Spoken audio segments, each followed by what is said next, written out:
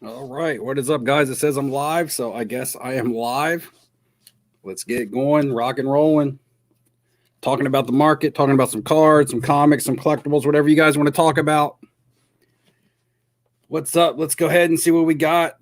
TJB, Jared, what's going on? David, what's up? Let's get started with hockey because it's tradition. It's become tradition on Monday night for hockey 99 to be the first comment. It's almost like he's a bot, like he's just sitting there and boom, it pops up. So he says, with markets coming down, is it now time to buy ultra modern basketball, vintage wrestling, vintage hockey, and vintage basketball? Is the market down on all that stuff? I mean, I wouldn't buy everything at the same time because you're going to tie your budget up. Make sure that you keep something liquid and not just stuff that's down, because I'm sure you don't want to buy while it's down and sell while it's still down. If you buy while it's down, you're going to have to wait for it to come back up to make yourself some profits. So don't tie up everything into everything. Ultra modern basketball, I am buying. I'm putting out a video coming up about my ultra modern basketball buying strategies, my targets, but it's not really going to be based around who I'm targeting as much as it is as what I'm targeting, what kind of product, who do I still like as an investment this year and carrying into next year and things like that.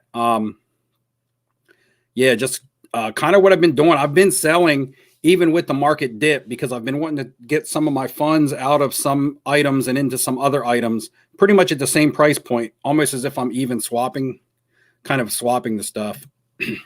E-Man, what's going on, man? What's up? Triggerfinger Business 124. Michael Merlin Peck, Charles, what's up with all the Marvel cards? Nico Scott, I love podcast. Let's see what's up. What's up? Did I buy an Ultimate Fallout number 4 yet? No, I did not, because I would be chasing at this point on that card. Comic. I'm sorry. I would be chasing. And also that comic book right there, I look to, if I had that comic book right now, it would be a sell for me. I think that Ultimate Fallout number 4, that's, for people who don't know, that's the Miles Morales issue. I think that book is really hyped right now based around speculation. And right now would be the time to sell. And I think you could probably rebuy back into that book a little bit cheaper than what it's selling for now in the future. And yeah, I do have a couple comic book pickups. Real quick, I will show you one. And if you're a comic book person, tell me what the significance of this comic book is. This is a Vision and the Scarlet Witch issue 12. Vision and the Scarlet Witch issue 12. Can anybody tell me what is the significance of this comic book? Why do you think I bought that comic book? Scott asked who I'm buying in vintage hoops or football. Vintage, right now I'm buying into some modern basketball and modern football, ultra modern basketball, because the market's down and I can buy cards right now that were really out of price range in the beginning of the season. And I'm not talking about base stuff. You can buy some nice color cards and some serial numbered items, things you wouldn't normally think you could be able to buy at the price of what you were buying base items at in the beginning of the season. I'll use one card as an example. I picked up this because I still like this player. I picked up this Tyler Hero. This is a premier level select Gem Mint 10, and this is the Red Wave, the T-Mall Red Wave. Super short or super low pop reports on this. And I picked this card up for $250, which is still pretty expensive. However, base prisms and base selects and stuff in a PSA 10 at the beginning of the season and last year during the playoffs were like $400. So put that in perspective and look at base cards were selling for like $400 of Tyler Hero. And now you can get a really short print parallel of an awesome looking card with pop reports, below 40, like 25 maybe. And for like half the price, like $250. This, you can capitalize on this type of stuff right now, because when this modern stuff starts to boom again, these short print runs and things like that are going to become untouchable again. Now, I'm not saying buy Tyler Hero, but those types of items, those types of cards you can get your money into right now, you know, at a fraction of the cost what you're paying for them previous. And modern football, I'm still all over Kyler Murray. I bought a big Kyler Murray card today. I'll have to show it in a video. I just literally bought it tonight, so I don't have it. It's however long it takes here to get in the mail, I'll show you. But the Kyler Murray stuff that I was buying and that I talked about in my previous video, it's already gone up. Like I was buying those select PSA 10s for $200 in the concourse and $250 in the premier level, and now they're like, you know, $275 to $300 for the concourse, and you know, $350 or so for the premier level. So already seeing 50% plus returns on those Kyler Murrays. And if you look at the pop report on the select premier level Kyler Murray PSA 10, it's only 100. It's like 101. You know, for a base card, that's nothing. Vintage. I showed you I was picking up some Kevin McHale and some Isaiah Thomas, if you want to call that vintage. Vintage football, I'm not really messing with a whole lot right now. I did buy some 90s stuff, which you saw in my video. It's never bad to buy a Montana if you can afford one, like a PSA 8 or something like that. It's just the type of card you can put in a box forever. It'll always hold some value and things like that. So yeah. Let me make sure I'm not falling too far behind. We're at 954. I'm going to come on down. Charles says WandaVision, but like, did anybody say what the significance of that comic book was?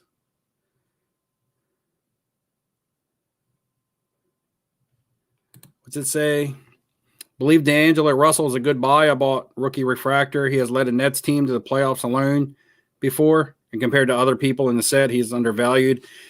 D'Angelo Russell just doesn't have much collectability. I don't think he's not one of those guys that people really, you know, if you look at his stat lines, he can have some good games, but people got to like you or want you to do good. You got to like kind of be exciting, and Minnesota is everything but exciting. And if he's still playing in Minnesota, see, I'm not even sure, but I think he's in Minnesota, and all anybody cares about on Minnesota right now is Edwards and Karl Anthony Towns. It seems like he's third fiddle there.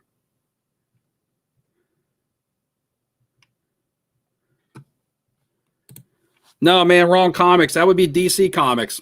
But if you can find me the DC comic, the issue of that, then I will say that you got something smart to say.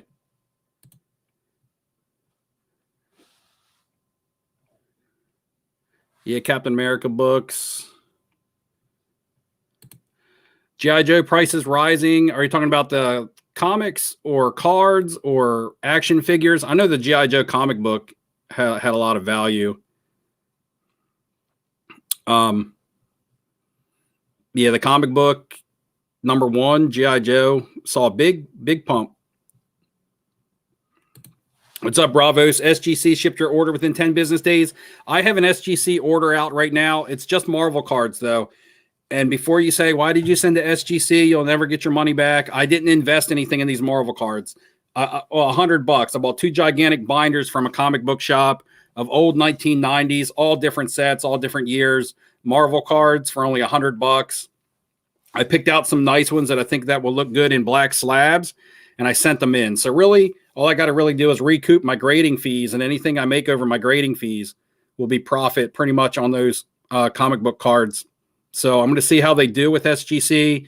That's basically my retest run because I've graded with them before, but I'm retesting them after they've pretty much, quote unquote, got their shit together. So we'll see if I get any value. Plus, you know, with not many graded slabs of Marvel out there, it's not like I'm competed with a bunch of PSA Marvel cards.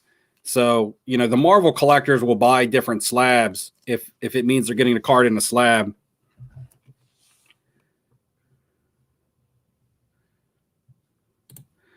LaMelo injury led to a dip in his pricing. I'm not sure if it, I mean, I'm sure first knee-jerk reaction is that it will dip his pricing, but here's the thing. He didn't have many cards out to begin with. So, you know, what are we going to judge the market on? He gets injured the day or 2 days before Prism drops or whatever. So, You know, we can't say, oh, well, his Prism card went down. Basically, the market is going to establish around his injury. So the only products you're really looking at are some of the lower end products that were already out, that were already overpriced, and that were going to come down as more and more products came out. So really, are his cards dipping because of an injury, or are they dipping because there's not as much hype around hoops anymore, or around Don Russ, or around certified? Because those cards don't tend to hold much value once the higher end products come out anyway. And once the higher end products hit, the injury is going to already be playing in effect. So it's going to be hard to say, oh, well, this Prism is down because of his injury, because I think the price is going to come out with injury. It's not like the Prism is going to come out at, you know, $500 raw, and now all of a sudden it's only $300 because he's injured. It's just going to establish based around all the circumstances.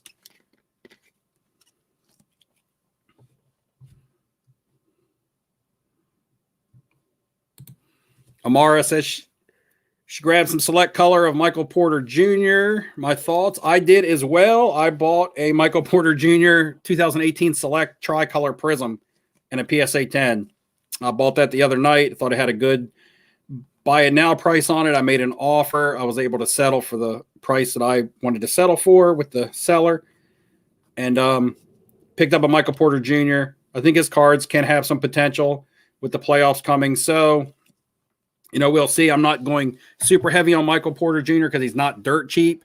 His Prisms are not too bad, but really right now with modern and ultra modern basketball, I'm not buying anything base. I'm trying to find a color, even if it's just a tricolor Prism or something. I'm trying to find anything in a variation because it looks better. And when everybody else is selling base and you're trying to compete, you can move your cards.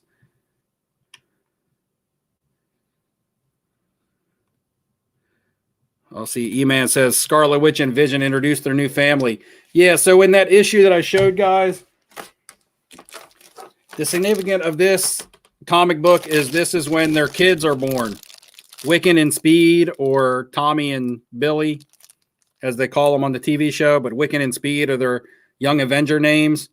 And this is just a prospect book for me because they're going to introduce, I think they'll introduce those guys into the Marvel Universe, which they already have as kids, but into the Young Avengers, and they'll have some significance. And so this comic book's a decent speculation book because it's not super expensive, and it's a good book. The show was super popular.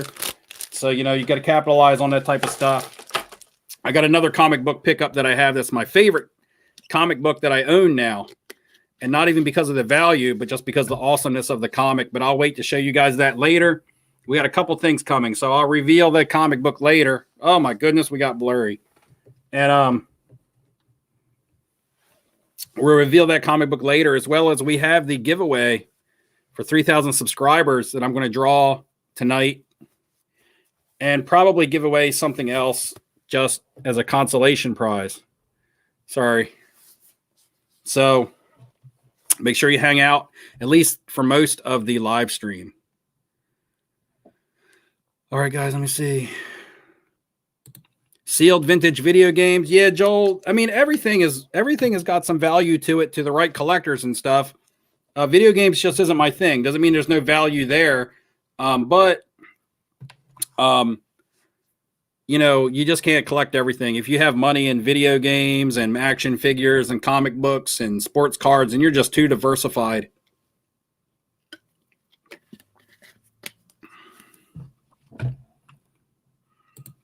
My thoughts on the Navarrete stickers. I have a 2006. Let me see.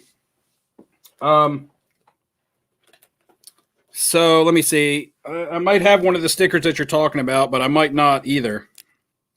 I have 2006 Panini World Cup stickers of Messi and Ronaldo already graded in PSA 9s, which when I got those, they were only like $200, and now they're like between $2,000 and $3,000, which is crazy. I never thought they would go up that expensive, but I still have those. I'm glad I didn't sell them off, you know, back when they hit $500. But I like the more rare stickers. Now, most of the time, Panini are the stickers that everybody, you know, aims for. But I think all stickers graded are kind of rare anyway. But The Panini ones are the other ones that you don't see that much. And I have no idea where that is. I'm going to end up spending all night looking for it.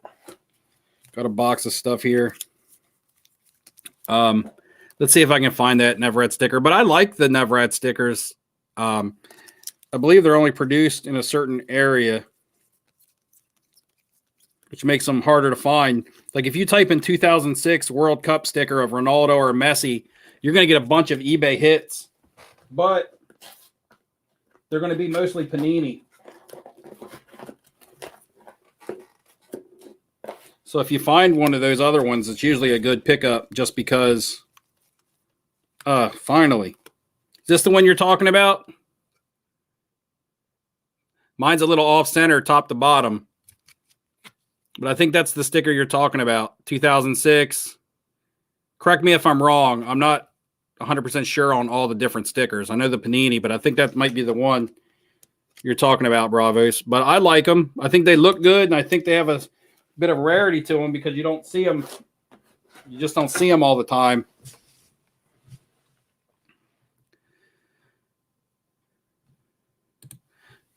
PSA Slab guy says, stay away from Prism. The only way wax prices come down is if breakers can't sell out. Man, that's like talking to a wall, though. You know, people are still going to buy. People with deep pockets are still going to buy. As long as there's breakers, they'll be able to divvy it out. I mean, it's tough to say stay away from something, but it's just Truth Detector asks, am I buying baseball? I am selling baseball right now with the season starting soon. The reason I'm selling is because the season is starting soon, and I believe that baseball card prices are kind of hitting their peak, at least approaching their peak. And then it'll be like every other sport where they kind of fall off a little bit unless people are putting up like monster seasons. If a player has high expectations and he comes in and he has a bad April, then, you know, people are going to start to dump. And a person can really pick it up later in the season and still end with good numbers and things like that. And vice versa. Superstars always get their numbers. If you look at the stat line of a baseball player, it's usually always similar from year to year. Whether they have a hot start and they end cold, or whether they start cold and they end hot, or whether they're just consistent all year, their numbers almost line up every year. If you play fantasy baseball, you'll realize that star players' numbers almost line up exactly every year, whether it's a hot start. So if you see somebody off to a really cold start and it's a perennial all-star player and they're off to a really bad start and their cards are tanking, that's a good time to buy them because by the end of the season, they're going to get their numbers. And vice versa. If someone starts out super hot and they're on a tear in the first couple of weeks, 5-6 home runs right out of the gate, sell them because that's a unsustainable pace. And then you'll sell them at the peak, and then you could probably even rebuy in later once they cool off because baseball players go through slumps. It's just the way that it is. They have hot streaks and they have slumps, and that's how you got to work the baseball market.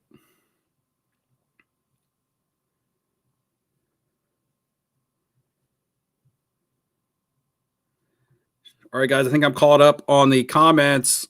Coming in at 10:06. We're going to go ahead and pick it up.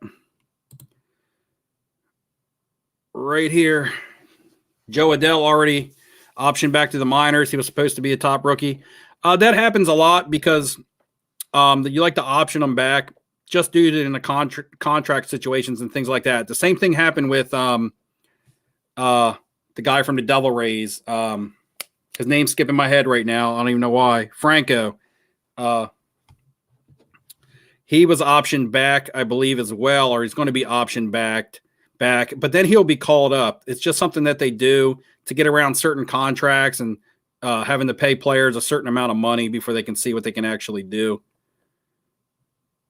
Gavin Lux was optioned back last year by the Dodgers, and he was one of the hottest, people out of that Topps product that they were chasing.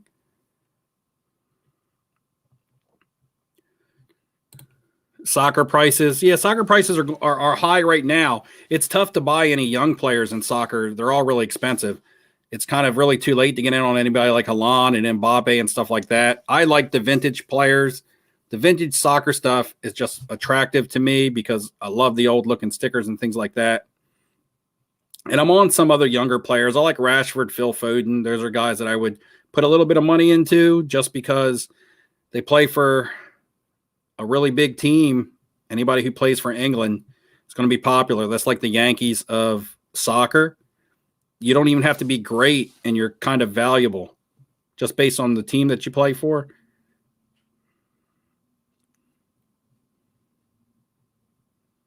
Let me see. Besides the Andre Hunter, which other modern basketball players are you after? Now, a lot of people disagree with a lot of my picks, but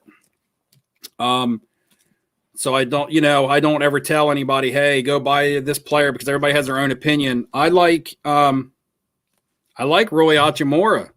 And a lot, I talked about that in the past, and I've gotten comments where people say he's an average player at best. He'll never be anything. But if you look at his past 5 games, Roy Hachimura is playing great. He's had like 29, 24, 17, 12, and 20.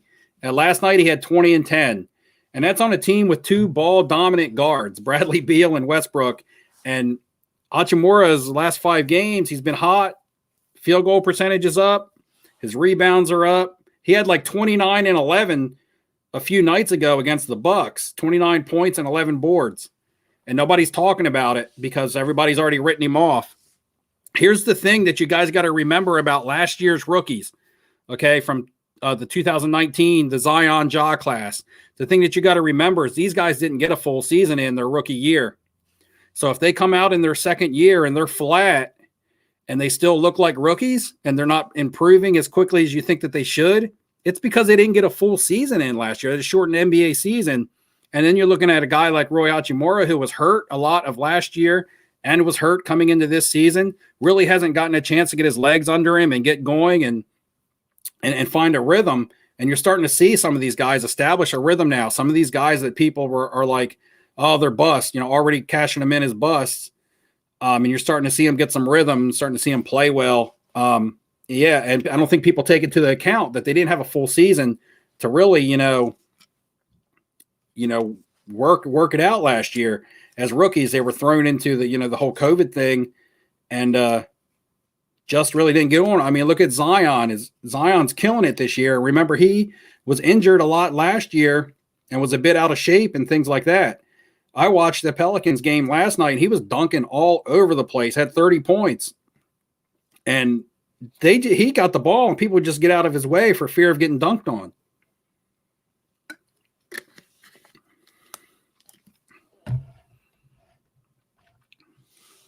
Guys, it's impossible for me to keep up with all these comments, so if I miss you, but yeah, you can think of players that are playing well this year that took a couple years to really, really start playing like really good players.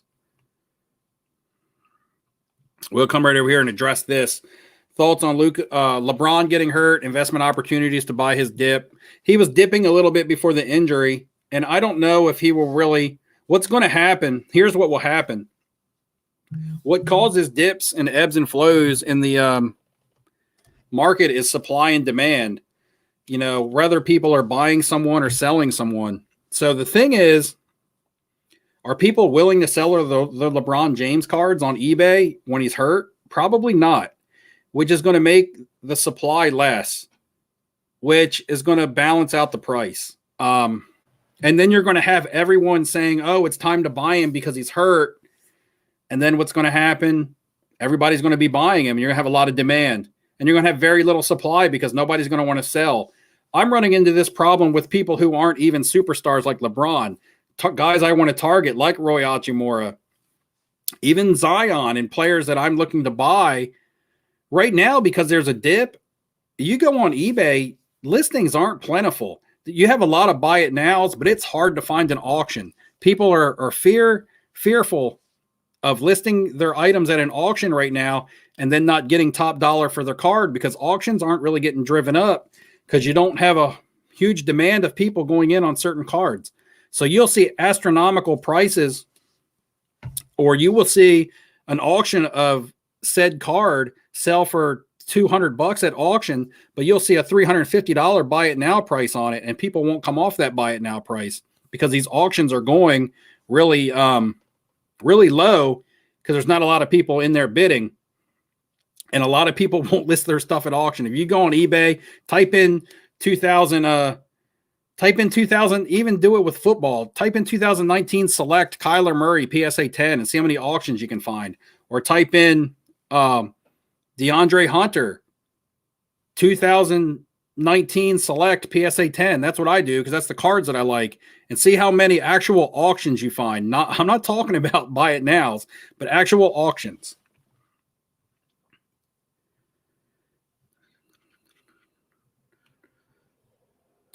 Brandon, at this point in his career, probably not. I mean, it all depends on what your end game is for Julius Randle, because he's putting up a lot of stats, but this part in his career, and he may not, I don't know his actual age, but he's been in the league for a little while, and he's just now starting to score or, really put up some good games, but he's on a Knicks team that is starting to struggle a little bit. They've kind of fallen out of that playoff race a little bit. You never know what could happen, but there's lots of players out there that become really good veteran players and scorers, but because they develop either so late or they're in a situation where it doesn't look like they have any that their team's going to be successful, they just aren't as desirable as a lot of other players. Bradley Beal comes to mind. The only thing around Bradley Beal right now is that the Wizards were playing better and that he could have been moved, was having a little bit of hype around his cards. But, you look at other players, even like a player like Kemba Walker, who's been in the league a while and has been a good player throughout his career, but this doesn't hold a whole lot of collectability or value to his stuff.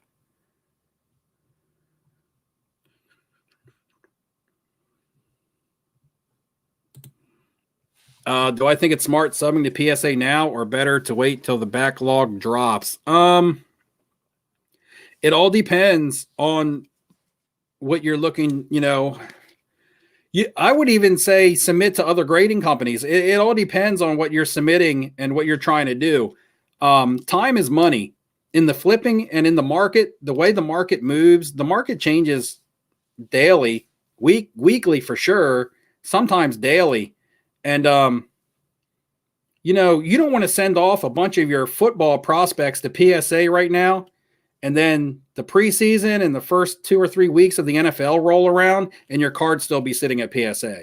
You just don't want that to happen, because then you'll be holding them until, the 2022 season, because you won't be able to move them. Case in point, I sent in an order in August, and I sent it at the economy.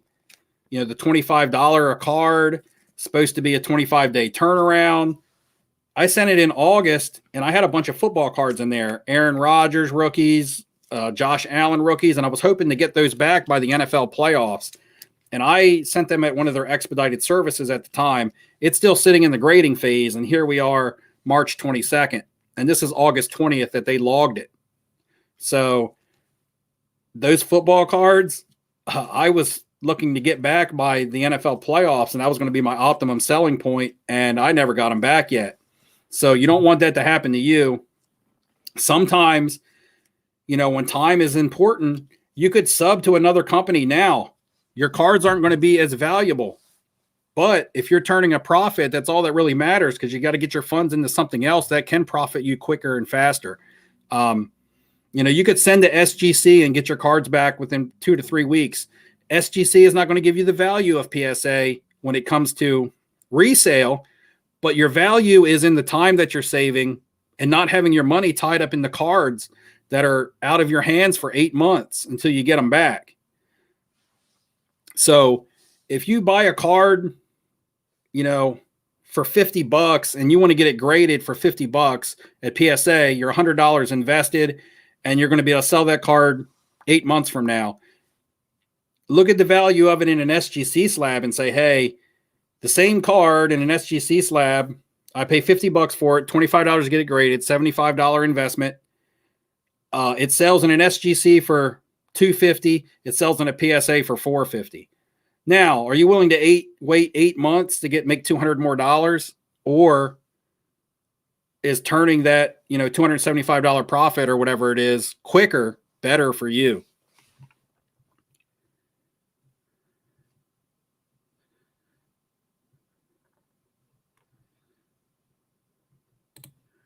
Daniel Reed, I wasn't on Zion last year. Now he's running the offense and he's in a leadership role. As he added value now, still buying Zions. I'm buying essential colors to submit to HGA. I bought 2 Zions this week, both with some color to them. One of them's a little bit of a lower end, but this is a good value card, guys. I'll show this to you. It's actually came in the mail.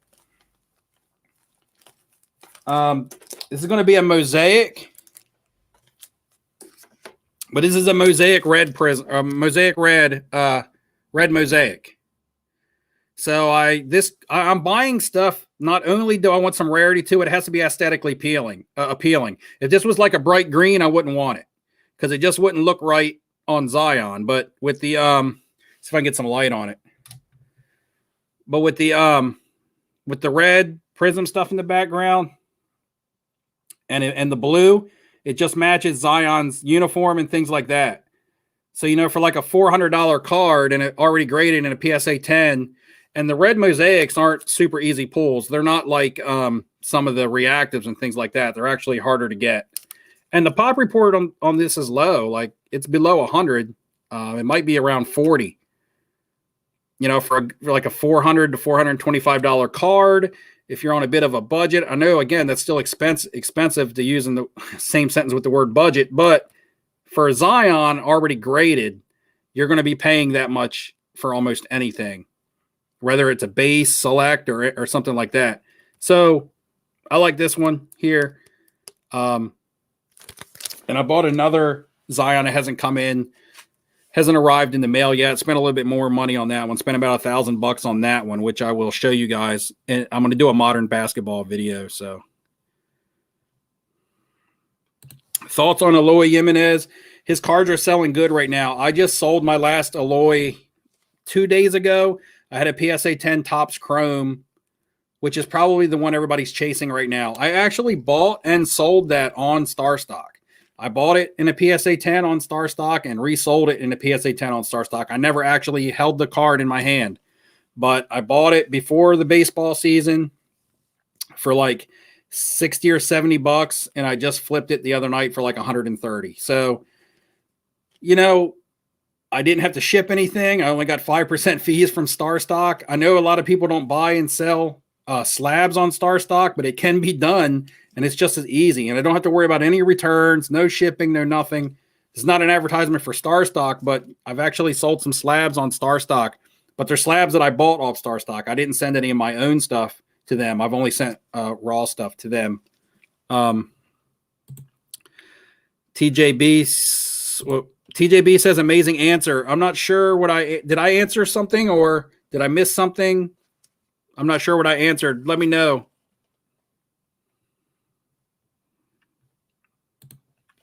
You notice SGC slab sales are up in volume the past couple of weeks. It's because they're getting into the market. Okay. They had a big backlog as well, and they stopped accepting bulk submissions. So at the end of 2020, probably from the end of October through December, they stopped taking bulk submissions. And I'm not even sure when they restarted. They just might have restarted recently. They got through all of their backlog. So SGC got through all of their backlog. So all that stuff that was backlogged, you're going to start seeing on the market now. And now, because they're not backed up, they didn't continue to fall further and further behind because they decided to just stop business. Now their turnaround times are really quick. I sent in a 15-card order and they quoted me like 20 days. So we'll see if I get them between 20 and 25 days or not. They still only have the 2 service levels, like the immediate get my card now or I can wait. But the I can wait service level right now is only at like 20 days or it's at less than a month. So with those turnaround times, believe it or not, turnaround times is important. Even if a card isn't as valuable in one slab as it is in the other. Turnaround times are important for people who are trying to have inventory going in and out quicker and quicker. Yeah, they may only profit 200 as opposed to 350 profit on a raw card that they bought, but it's impossible to flip raw to graded on lower end cards with PSA right now. You know, it's impossible to buy a $20 base Prism of somebody, send it to PSA and make any money because the grading fees and the time it takes you to get it back, it's just not going to work.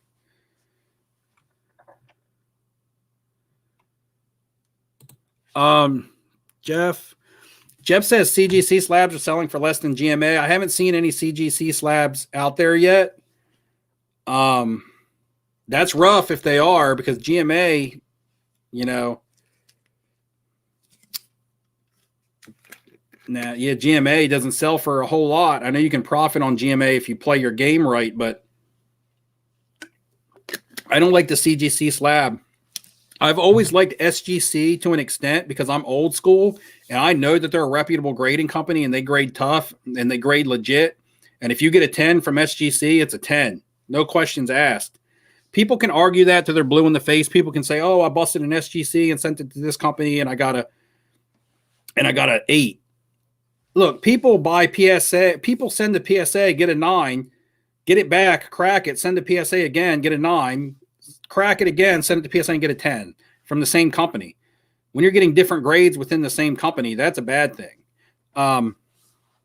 But still no disputing the value of PSA, but SGC grades are legit, and they were gaining traction before they blew it last year. I mean, I remember when a Zion base Prism sold for a little bit more money in an auction than a PSA did at one time last summer.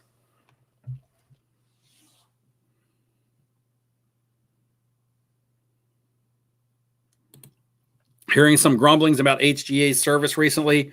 In regards to what? People are grumbling a little bit because they can't get their cards in. It's a good problem for HGA to have that they can't meet the demand. Now, that could be a turnoff because you go and you get in a queue and then you wait and then you can't get in. I know that when it comes to buying cards from Panini, back in the day, I used to go to the Panini website and buy a hobby box. Nowadays, I don't even go. When a product drops, I don't even go because, first of all, the price. Second of all, if it was at a decent price, I would never get a chance. I would be botted out. So I don't even check the Panini website at all anymore. So it could be a problem where people go to HGA day or 2 days a week, you know, or weekly or however when they want to do it. But time after time after time, they just keep missing the submission cutoff. They just keep missing it. They can't get in. And I could see them getting frustrated and be like, you know what, the heck with it.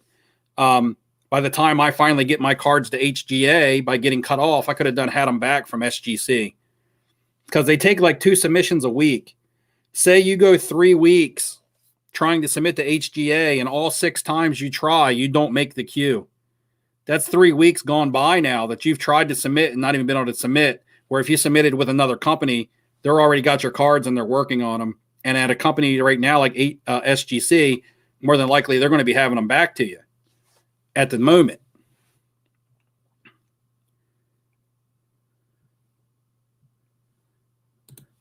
The stuff doesn't move. It says, do I think Star Stock's lost its traction? Stuff doesn't move as fast. Stuff doesn't move as fast because it's not the beginning of the NBA season. The beginning of the NBA season is the quickest, fastest, most moving part of year of the year for card moving, because everybody's speculating on every single player on every single team, and it only takes one like 20-point night in the preseason for somebody to be the next big star in someone's eyes, and you're able to just constantly flip things like that. It may happen a little bit in the football season, but it doesn't happen like that with baseball because with baseball your prospects are few and far between.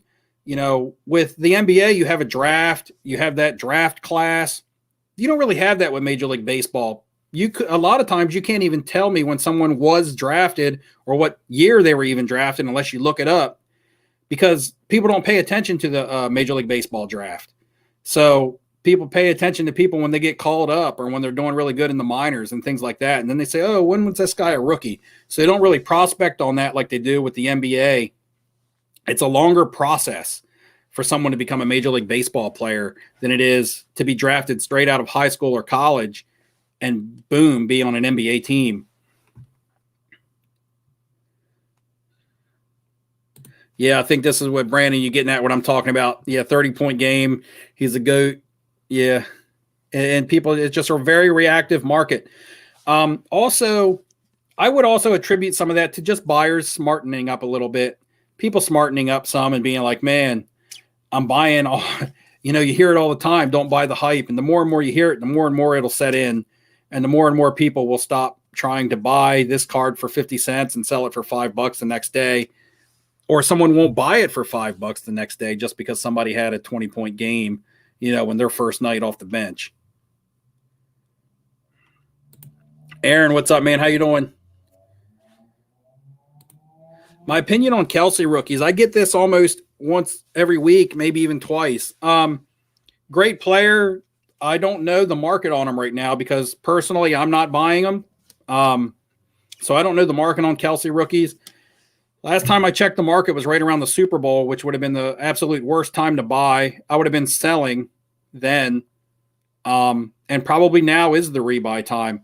Guys, if you're looking to buy your football targets, and I'm not going to give you the targets, but if you're looking to buy your football targets, you got to get in. You got to get in now. I did a football video earlier this week, and I'm telling you, one of the guys that I've been buying has already seen a 50 to 60% increase across his cards to the point to where I'm glad I've gotten what I've gotten, and I may not get any more. So that's just one of my guys, but it's also happening with Actually, it's happening with two of them. The other one for a different reason. One of them is just because this player is expected to be really good and break out. The other one is because their team signed one of the big free agent wide receivers. I guess you're going to, I'm talking about Daniel Jones. So Daniel Jones cards have seen a spike due to the Kenny Golladay signing. So if you're looking to get your football cards now, I'm not going to say now or never, but better now than any time because the stuff is already starting to gradually go up. And the more and more people that realize it's going up, the more and more people that are going to flood into the market, and then it's just going to cause it the fear of missing out. It's just going to fly up real quick. So get your cards now, and you may even be able to sell sooner than you thought. You may not have to wait till August to sell. You might be able to sell in July and things like that. Ugh. Watching the comments go by, and I can't get to them all. Lamar Jackson, question mark. Man, that's a question mark. I don't know. Lamar Jackson, what? Do I think he's a good buy? Do I think he's a good player? Do I think he's overpriced, underpriced? What do you want to know about Lamar Jackson? Lamar Jackson, question mark, is very non-specific. Let me see. Let me see. I think Jones could see another dip in a few weeks. So we're talking about Daniel Jones. It's possible. But the thing about Daniel Jones, yeah, this is what we're talking about. Daniel Jones got a bump last week after they signed Golladay. Sold to Danny Dimes, SGC Prism. I'll show you. Actually, I don't have it down here. I picked up a Premier level silver Prism PSA 10 Daniel Jones for $140 2 weeks ago, maybe. It was actually when I was out doing a little live stream. It was like a little vlog of me going around some card stores, and I bought that for $140. I couldn't touch one of those for $140 now. It's already up there pushing $250. So here's one thing I want to talk about, and I'm going to go in on a certain seller platform. And it don't matter. It's PWCC. But I wanted to buy a card off PWCC today. And I wanted to buy another card off of another big eBay seller called Big Boyd Sports Cards. Now, I don't know if you've heard of Big Boyd Sports Cards. I'm sure you've heard of PWCC. And I'm not pumping either one of them. I'm not saying go buy your cards from them. But this is just an experience I had today. I wanted a card from PWCC. It was listed for $200. I wanted a card from Big Boyd Sports Cards. It was listed for $1,200. Okay, so there was a card I wanted to buy off Big Boyd for $1,200. A card I wanted to buy off PWCC for $200. So follow me here. Both of them were listed as buy it now or best offers. There were no auctions. So I offered $170 to PWCC for their 200 card listing. It said your offer has been sent, so it didn't decline it. $170 on a $200 listing I thought was pretty fair, at least to negotiate. I shot Big Boyd an $800 offer for their $1,200 card. It sent too. It didn't automatically decline.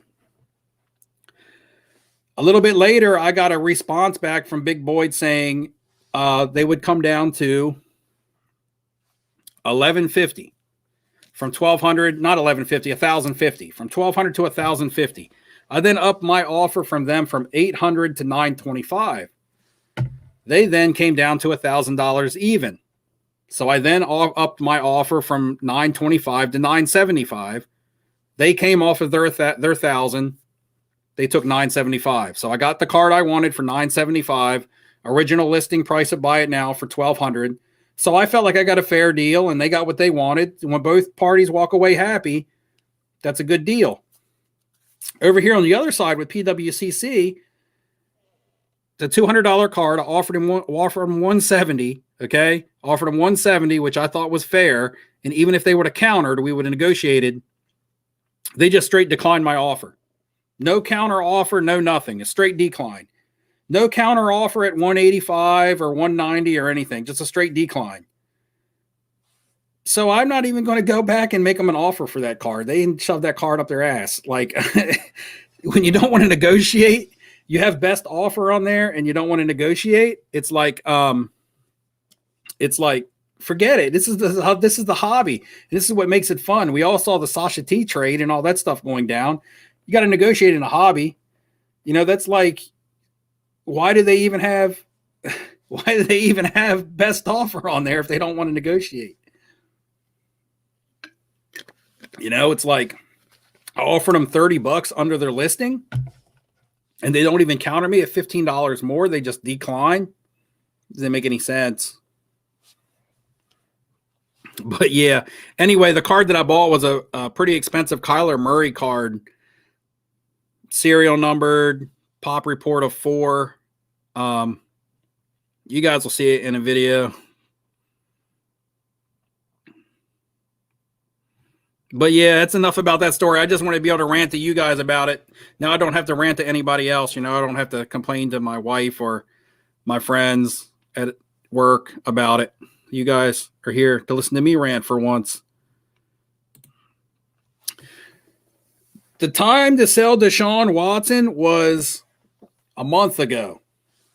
Unfortunately, when his trade rumors first surfaced about being traded to Miami or being traded to a very popular team, that was the time to sell because those Prism skyrocketed. Anybody who held on to them, I don't know what you were waiting for.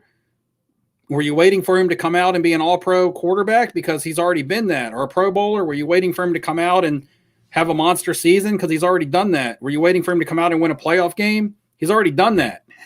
You know, that his ability is in his cards. The thing that made his cards shoot up was trade rumors. That was the time to sell. That was the time to get rid of that, you know. The time now, if you bought during that hype period, now you're selling, man, you're taking a loss. So it's like, just don't know. I don't even know if people are going to want to buy his cards.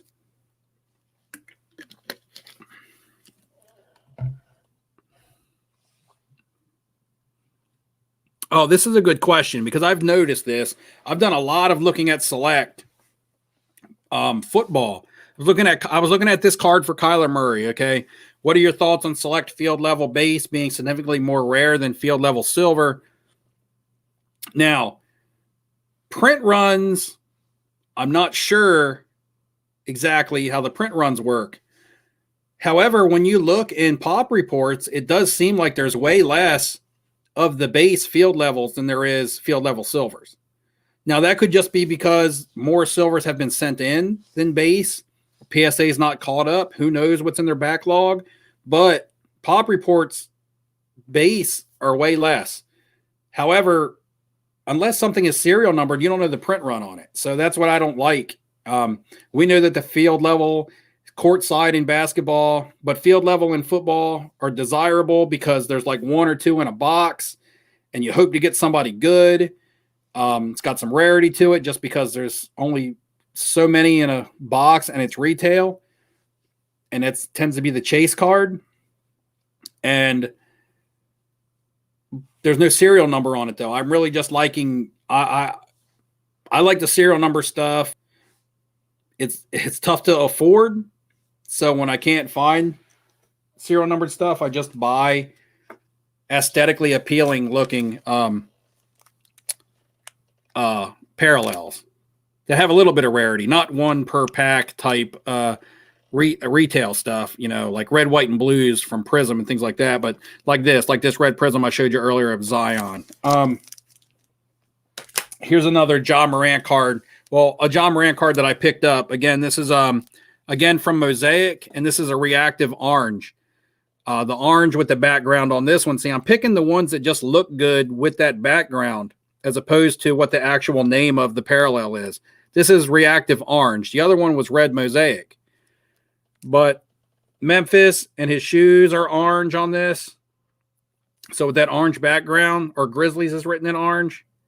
So with that orange background, my camera doesn't do it any justice because this is really shiny. With that orange background, I just think that card pops for Ja Morant. And it's a nice, affordable, again, good looking. You're not going to find a lot of them in the pop reports. Just like that one is a good value on that.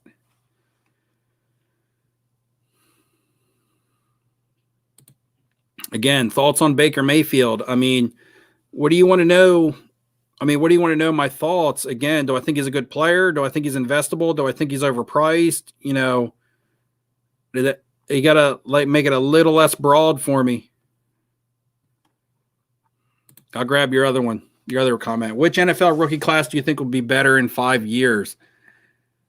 2017 or 2020? Because from an investment standpoint, a seller pack of Prism 2017.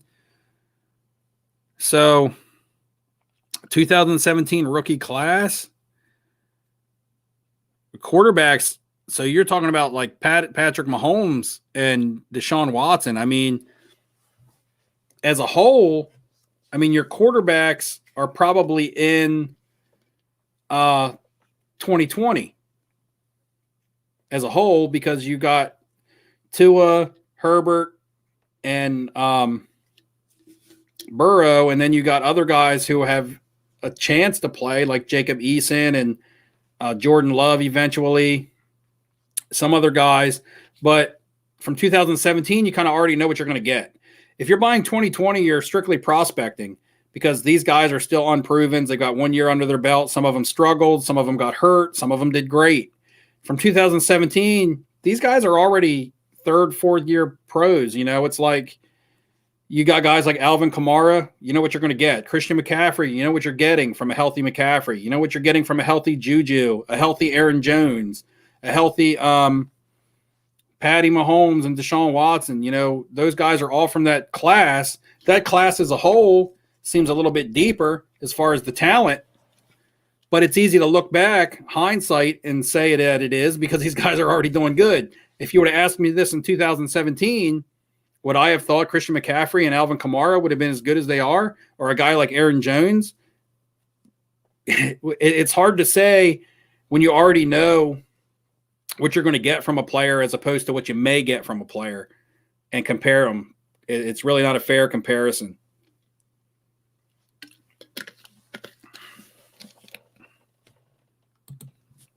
$1987 Comic Images Marvel. Have you invested in this? I haven't. I have bought. Oh, man, I don't want to spoil all my upcoming videos. That's okay. Nobody watches my videos anyway. I have some 1975 Marvel stickers coming in the mail that I bought graded that I'm doing it. I have an outside the box investing video coming up, guys. You know, the odds and ends that I'm buying that aren't necessarily sports cards, or maybe some sports cards that are things that aren't your everyday run-of-the-mill things that you would always think of. I know some people like those videos, but a lot of people A lot of people don't like them, and a lot of people do. Some people tune in just for those videos, and some people stay away from them. So those videos always get mixed reviews. But I'm going to do one anyway because I do got some outside the box stuff coming up. I still dabble in that stuff because I got to keep it fresh. Buying the same stuff over and over again gets boring. So I like the fun stuff, just like PSA Slab Guy asked me if I'm buying any more Star Wars cards. I haven't, because Star Wars cards have gotten expensive. I've bought Star Wars comic books, but as far as Star Wars cards go, I've only bought the 4 or 5 PSA 9 Wonder Bread cards that I had bought.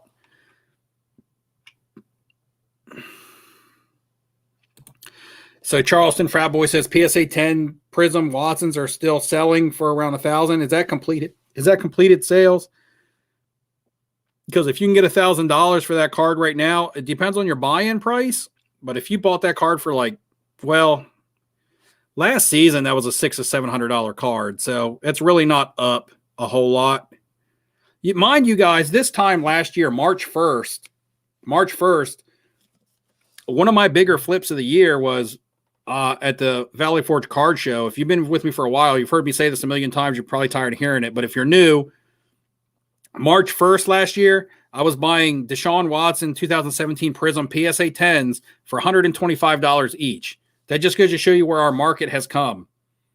And that was the last card show I was able to attend. That was one of my targets. I went in and I was there I was only made the last day of it. So I was just picking and choosing over the leftovers. And I bought every single PSA 10 Deshaun Watson Prism that I could find, because it was one of my targets. I thought it was underpriced when the Patrick Mahomes was selling for a couple thousand and the Deshaun Watson was only $125. I was only able to get 3. That's all I could find in the whole show. I bought all 3 of them, and I was able to move them all when they hit that $800 mark last season.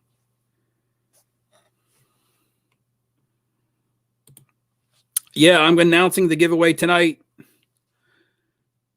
But I don't like to advertise that I'm doing the giveaway. I have people, this is what happens. I have people straight hit me up with messages and stuff and say, hey, is there going to be a giveaway in your live stream tonight? I'm not going to answer that. I try to answer people who message me as much as possible, but that's a message that's not going to get an answer, guys. If you message me strictly asking when a giveaway is, then I know that pretty much all that you care about is the giveaway, so you're not going to get an answer. Sorry.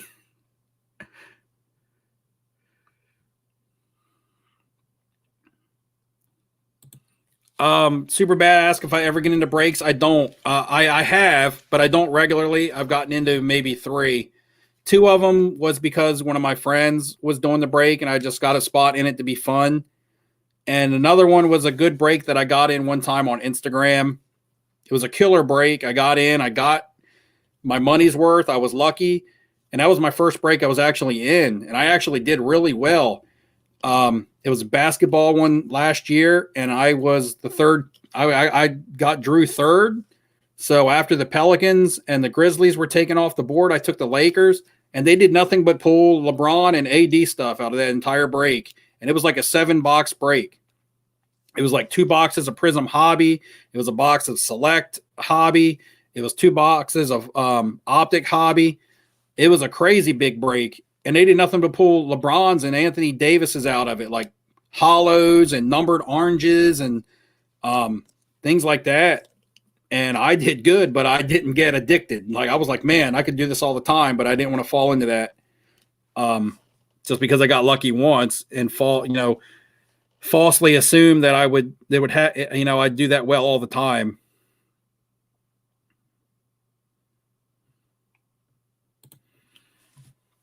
Motley V8. When are all your Marshall Faulk rookie cards going to be worth anything? It all depends. Are they graded? Which ones are they? If they're graded and they're SP Authentics foils, they're worth money right now. If they are, select base or like tops base and they're not graded, nobody's going to want them. That's just the harsh reality of it. But if they're the top high end ones, like SP foil authentics, and they're graded in a 10, they're going to get you some good money. And graded in a 9, they're going to get you some decent money too.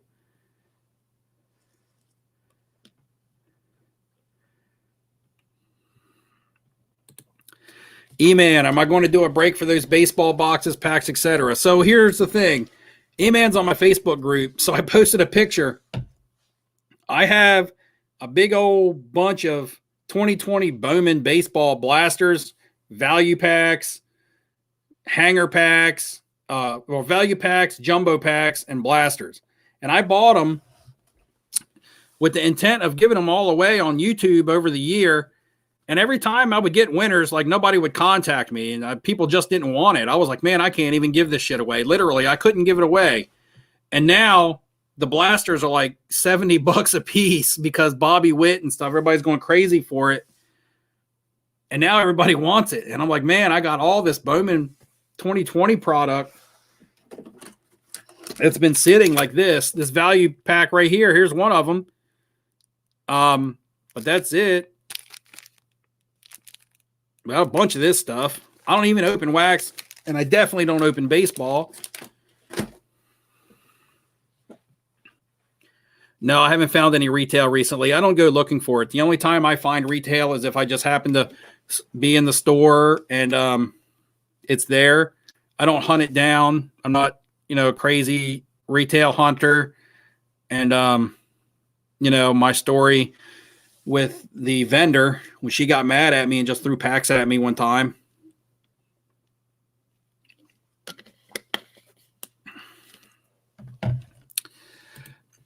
Man, you can't pick up somebody just because they get called up from NXT to the main roster in WWE. A lot of times, that's worse than being in NXT because they just bring them up there and then they ruin them. And they got to be like established for years. But you should be buying them Andre the Giant cards. Andre the Giant, the most underrated wrestling / pop culture superstar that nobody buys.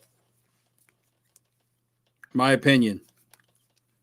Just a humble opinion that means nothing, but you're going to get it nonetheless because you're at my live stream.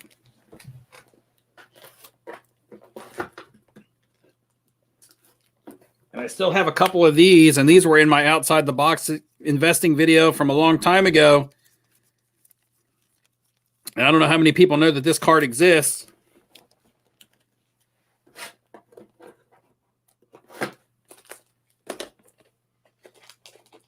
But if I can find it,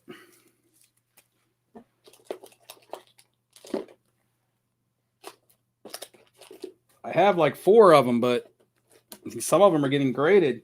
So now I can't find the other one I got left. This is all stuff that's ready to go get graded, but I don't know when and if I'm ever even going to send it now.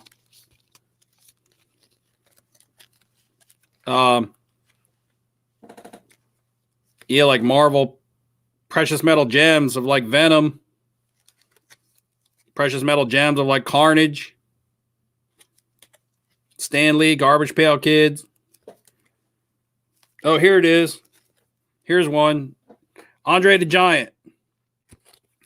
1981 Nakara Japanese wrestling game. It's a board game where you flip over the card and it gives you a number like the number 3, and that's how many places you move on the board game.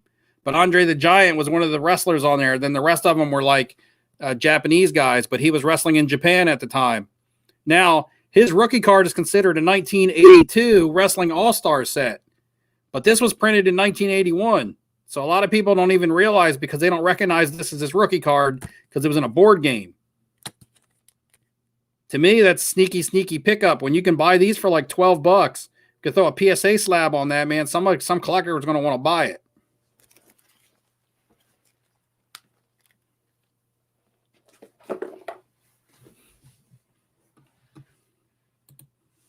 Charles just sent a ton of PMGs, a PSA.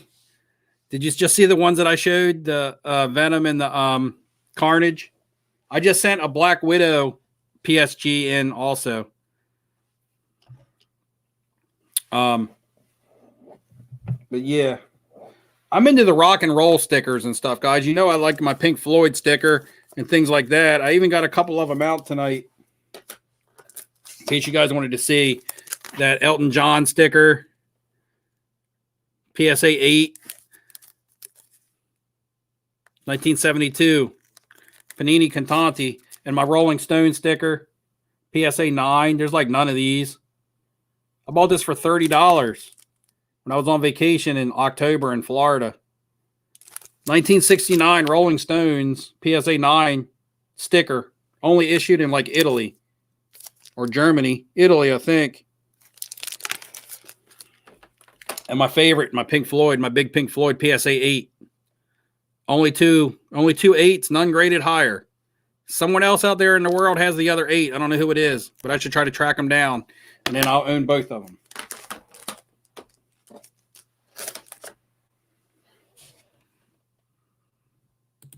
Do I think baseball is going to explode like football and basketball did? I could see baseball, the baseball market for these young stars like Juan Soto and Tatis, these guys that are getting really high prices right now, pulling back actually within a month. And you could see a run on some older players, just like you did in basketball. Now that it's not 100% chance or 100% that that's going to happen, but you could see something like that happen. When some young players get to a price that just seems ludicrous, because, you know, in some cases, what is their career done to warrant this price? I mean, Juan Soto tops updates, which have a ton in the population, are probably like $300+. Juan Soto has been a decent young player, don't get me wrong, but what has he done to warrant a $350 price tag? I mean, he could go out this year and be terrible and never play again or have something happen. So people see stuff like that, and then they want to go back and be like, man, is there something else I could spend my $300 on? Like, maybe could I find another great player from the 90s or the late 80s? And I know that's junk wax, or mid 80s, but we saw that happen with basketball. The only problem with I could hurt that in baseball is that a lot of the guys from that era are considered the steroid era. So it could cause something like that. You know, it could deter something like that from happening. But guys like Albert Pujols and Miguel Cabrera and stuff, Ichiro Suzuki, those guys should see boosts in their market. They're all-time greats, and they're underpriced when you look at the price of some of these younger guys. You can get an Albert Pujols like Upper Deck PSA 10 for the same price. You know, and Albert Pujols, one of the greatest hitters that ever lived, you know, not up for debate.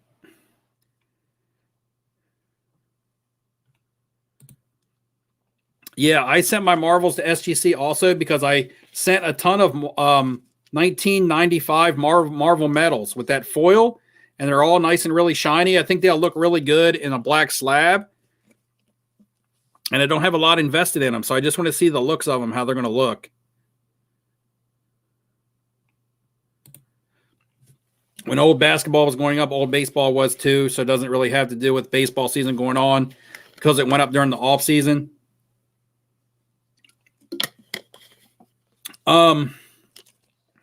Some stuff did, like vintage, and that was driven by the Mickey Mantle sale. That Mickey Mantle sale happened, and then it drove the market.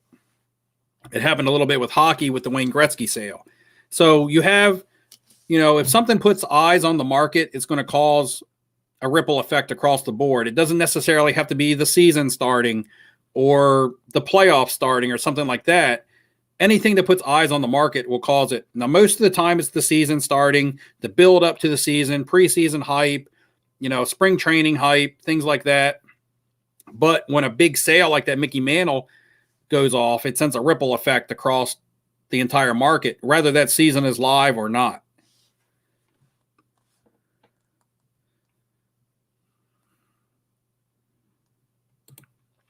Vintage and high grades and all sports appreciates every day.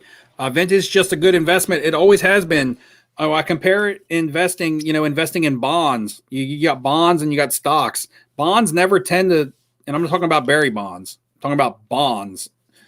But bonds never tend to really depreciate. They just have a gradual rise, whereas like stocks have big spikes and peaks and valleys and things like that. And you want to ride the roller coaster to the top and get off before it goes down. whereas bonds are just slower. So it's you want to be invested in both. That's why you like the vintage to fall back on. You're always going to have a safe investment there, but it's not going to be as reactive as the modern stuff. And sometimes when you have your money tied up into all vintage, you don't have any budget to have incoming, outgoing, revenue, as opposed to dabbling in the modern and prospecting and stuff. I love the vintage stuff. It's my favorite. But I also have my budget for my prospecting and stuff and my gambling, for lack of a better term, because, if I pick five, when I go into it, if I pick five targets, if I pick five young NBA players from a draft that I want to invest in. So if I go back to last year's draft and I pick five guys that I want to invest in, if I'm smart with my money and I pick correctly and I don't overpay and things like that, all I got to do is hit on two of them. If I can hit on two of my five, I'm going to make money. Yes, I'm going to lose some money on some of the players, but the money that I'm going to make on the guys that I do hit on is going to outweigh some of the losses I take on some of the others. So I'm going to come out on top on the other side.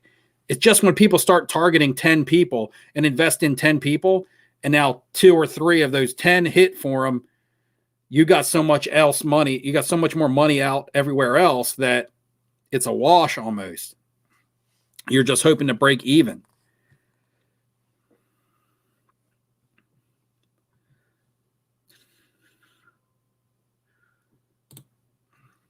What has Luka done for his cards to be 1,500? Juan Soto won a World Series and has had a 300 average or higher in his career so far. You can't compare the baseball and the basketball markets. Basketball market's bigger. Luka's international. If I ask someone in Europe who Juan Soto is, they probably couldn't tell me. And I'm not taking anything away from his talent. You're right. He's been a 300 average hitter or higher, which isn't super hard to do these days, but nonetheless. And Luka's cards are overpriced. I agree. I'm not saying Luka's fairly priced. I think they're both overpriced. But also in a game like, basketball, one person can make a lot more difference in basketball than they can in baseball. In baseball, you got a 9-man team. You got a pitcher. Your offense, you could go out and hit 5 home runs, but if your pitcher gives up 10 runs, it don't matter. So it's two different ends of the spectrum there. In basketball, if you're a really good player and you're going out and putting up triple doubles, you can almost single-handedly win it for your team. In baseball, it doesn't work quite like that. Basketball is just a bigger, more exciting market right now for most, to be fair to the baseball collectors and stuff. But and Soto won a World Series. The Nationals won a World Series. It's like saying Tom Brady won 6 or so Super Bowls, but the Patriots did.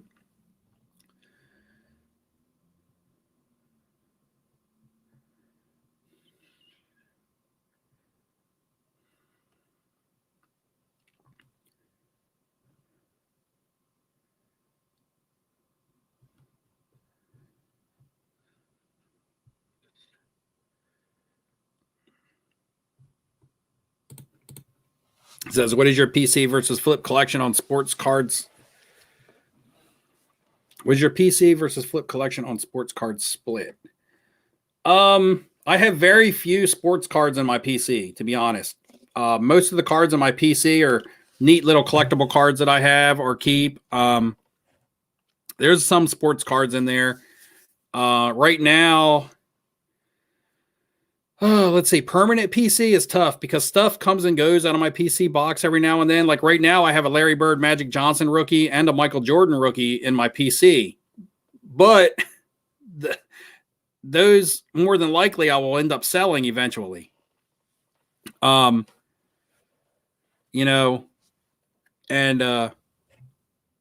I collect the rock and roll stuff in my PC. Just cool little stuff you wouldn't normally see. Most of the stuff that you see in my out-of-the-box investing are PC items. Whether it's a Marvel character that I like and I got a nice card of him, or really rare or really neat Dan Marino card, Or Cal Ripken Jr. Project 2020s. I collected the whole set of Project 2020s in Cal Ripken because he's my favorite player. I didn't buy them as an investment or a flip. But I would say 80% to 85% of my cards are bought to resell.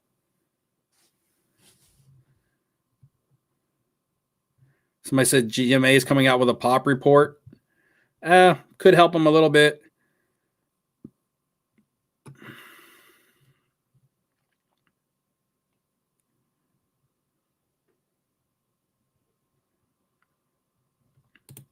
Glenn says a friend of mine had some sealed wax of 88 or 98, 99 Fleer metal basketball.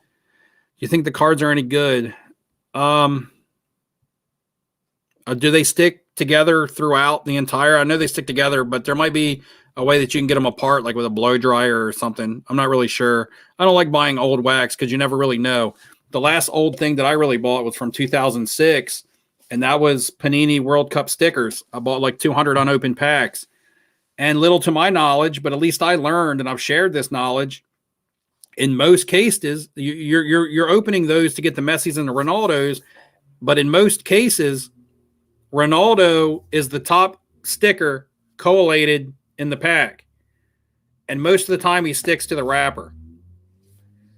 So I take two things away from that. Be very, very careful when you're opening your Panini 2006 World Cup sticker packs if you buy any. Number two, don't go into them thinking you're going to pull a bunch of PSA 9 or better Ronaldos because most of the time they're going to be damaged from the wrapper. Third thing is that if you see PSA 9s for sale at a good price, buy them. Don't think to yourself where there's so much of this stuff out there unopened that there's going to be more PSA 9s plus put into the population, because there's not, because they come out of the packs already ruined pretty much.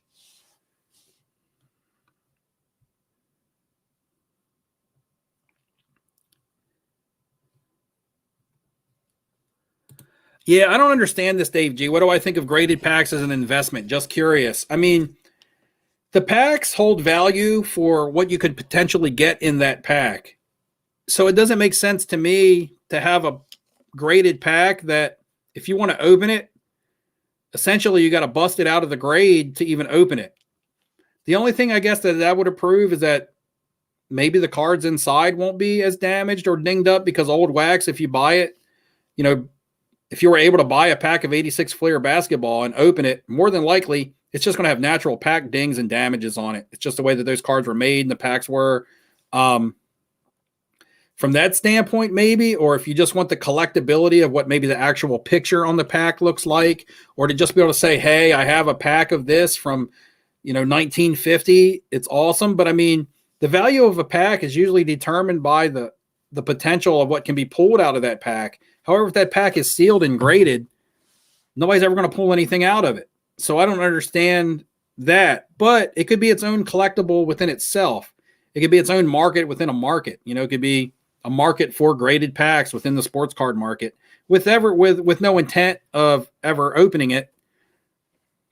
Just somebody who likes to collect old sealed wax for nostalgia or art purposes or whatever. So I don't know how anybody puts a value on that, because it's going to come down to the individual collector and how much they actually want to give you for it. Because I don't think you're buying it to crack the case to open it.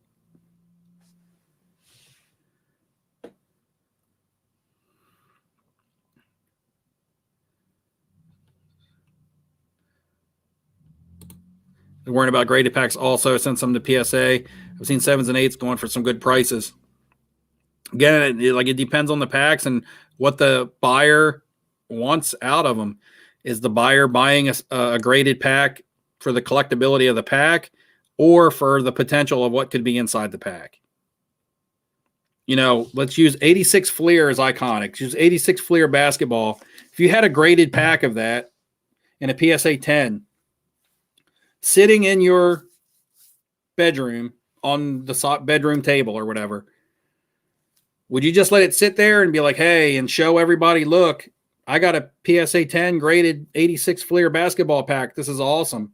Or would you be hell-bent on cracking that and opening that pack to see what was actually inside of it.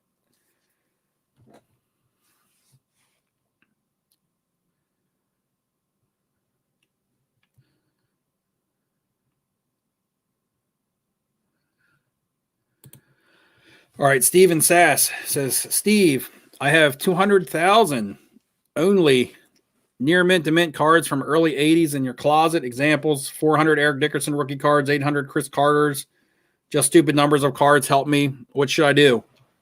So you're all over the place on your years there. I mean, Dickerson is 84 and Chris Carter's 89. Eric Dickerson's going to only have a tops as opposed to Chris Carter having a pro set, a score, a tops. I believe that's going to be it.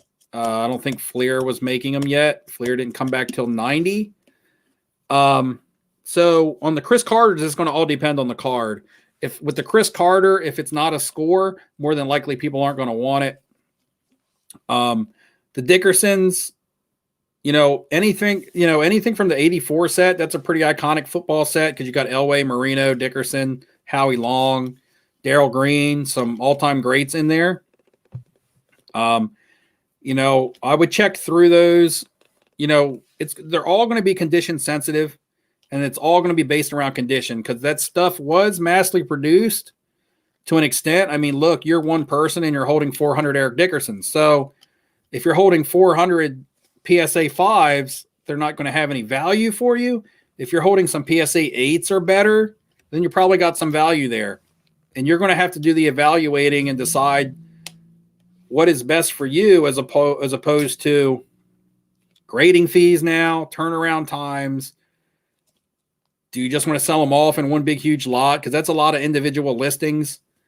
And what are you looking to get out of them? What do you have into them? Are you looking to put more into them to maybe get more to get more back out of them? That's kind of an individual that you're going to have to answer for yourself. Yamwax, what's going on, man?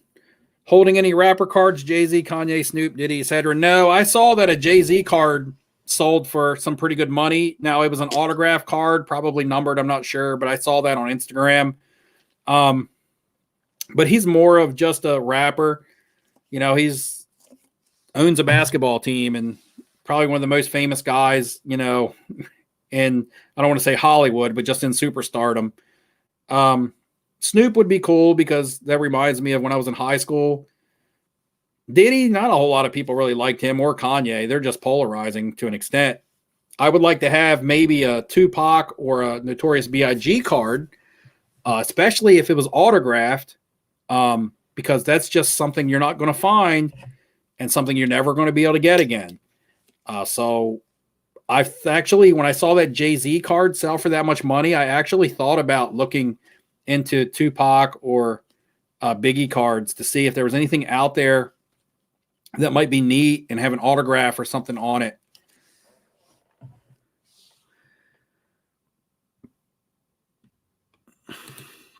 What do I think of Manny? Does Tatis help him or hurt him? I think Manny helps Tatis.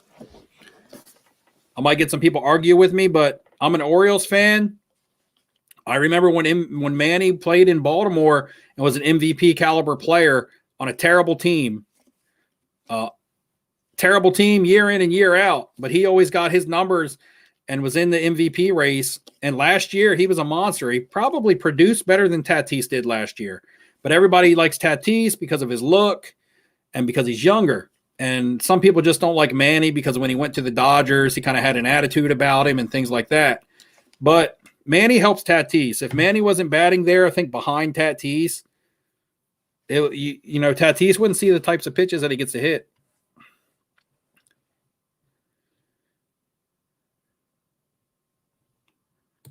Is that what that was, Charles? Charles, was that your card? Did you sell it or did you buy it?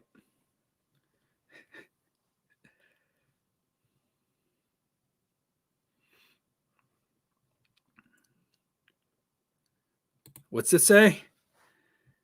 502 Frank has a nice little scam going. I lost all respect for that guy, particularly using we're trying to have a baby excuse. I don't know what that's all about. I know he's another YouTuber. I've watched some of his videos, but I don't know even what you're talking about. So I can't speak about it. And I'm not going to dog any other content creators. Like Zion and Tatum or Brown.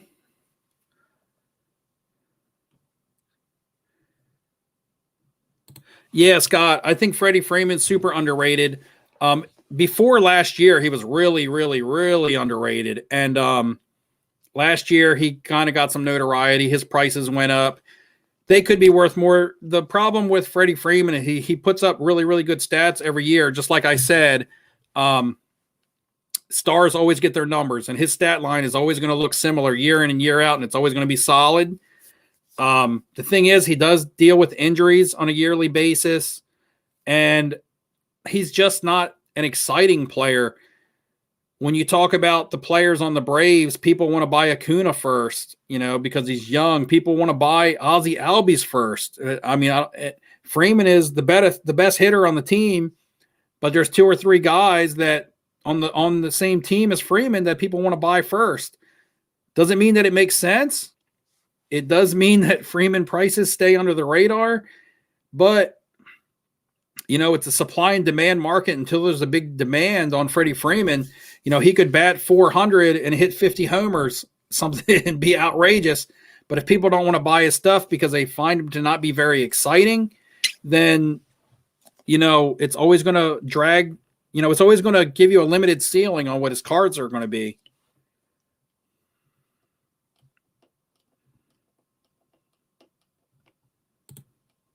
Finally slowed down. Lamar Jackson, you think is a beast pickup? Not a beast pickup. I mean, it would have to be the right price. I have looked at some Lamar Jackson select premier level stuff, maybe in a silver. They've gone up. A couple weeks ago, they were like $500 in a premier level silver PSA 10. Now they're up to 7 or 8. At least that's what people are asking for them. People are asking crazy buy it nows, and you're hardly not seeing any auctions. Honestly, right now on eBay, I feel like people just won't put their stuff at auction. They just don't. They feel like they're not getting top dollar at auction on not just basketball, but some football stuff. With the season being, on the way, they're waiting. They're selling hype prices. So, and this is okay. I'll tell this story real quick. I told you I bought a Daniel Jones select silver PSA 10 from a card shop. Now the guy had him in his showcase, and he had a bunch of them. He had a nice little stack of them. And I asked him, there was no price on them. I said, how much for the silver Daniel Jones PSA 10 select? And he's like, well, I'm going to be above market. That's what he told me. He's like, I'm going to be above market. And I'm like, well, above market? How much above market? I'm like, they're selling for like 130 on eBay, recent comps. He's like, yeah, well, I can't sell them for that much because I'll lose out. So I'm like, well, that doesn't make any sense. They're in the showcase, though. And he's like, yeah, but I can see when the season comes, that being a $300, $400 card, which he may be right. The whole reason I was buying them, wanted to buy it at market, was because I think the same thing. I think that I can buy that card at market now for 130 to 150. It's not the market now, but at the time, I could buy that card at market and I could double my money fairly easily. It doesn't take a lot for you to double your money on a $130 purchase. I only need that card to hit 260, and preseason hype is enough to drive that. But he wanted to sell them to me based on what he thought they were going to be worth going into the hype. He was like, come preseason, that's going to be a $300 card. He's like, so I can't sell that to you for current market. I'm like, well, I can't buy it off you based on what you think it's going to be worth in the future. It doesn't work like that. We negotiated a little bit. He said, I'll sell you one of them for 140 cash. He was like, no debit, no nothing. 140 cash. He sold me one. Now, if he had about 8 of them, I would have bought all 8 of them if he would have let me, but he sold me one at market, and he said if I wanted to buy the rest of them, I had to give him what he thought they were going to be worth come preseason, like $300 a piece. And I was just like, that's just not going to happen. I'm not going to give you double market on a card right now because you think it might be worth something, 4 months, 5 months from now. You're seeing that with Lamar Jackson cards. You can get them at auction for $500, but all the people with their buy it nows are trying to sell them for what they think they're going to be worth. Long answer for a short question. That's what I said, Sports Card Anonymous. I was like, why put it in the showcase? I said to him, I said, why is it in your showcase? You're just showing off your cards. They're not for sale or what? I mean, I'm a buyer and I don't have many LCSs around my house. I have to drive 2 hours to get to the closest LCS. And, I did a big loop that day, all the way from DC to Baltimore, all the way back around, just a little south of Philly and all the way back to where I live. And I was looking to spend some money on some cards. And when I finally found some cards I wanted to buy, guy didn't want to sell them. Double market. I'm like, you giving me double. How am I supposed to make anything? I'm not PCing Daniel Jones silver prisms. I'm trying to buy them and flip them. But I guess they were his cards. It was his shop, his rules, I guess.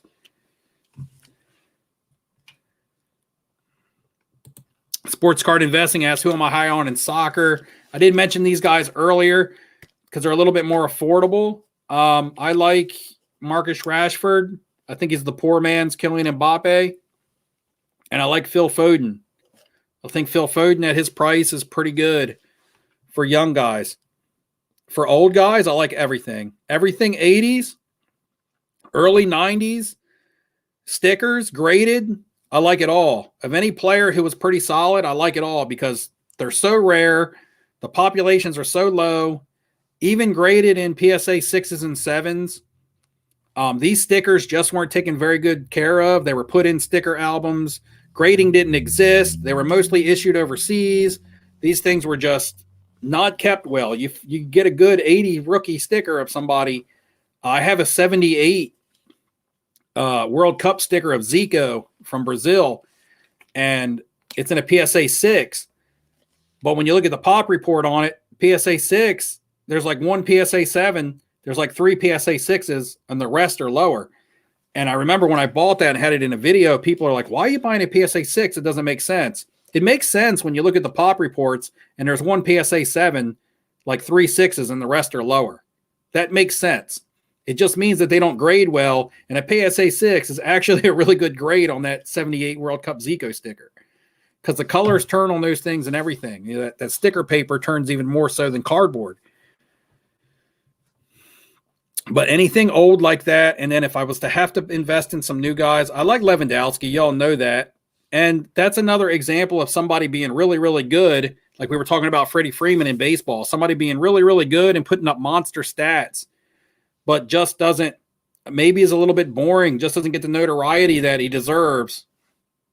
And, Bayern Munich won the Champions League last year. So, and he leads in goals. He's like dominating Bundesliga in goals. He does every year, but just doesn't get talked about like Zlatan and Ronaldo and Messi because he's from Poland and more than likely they won't do anything in any of the Euros or in World Cup or anything like that.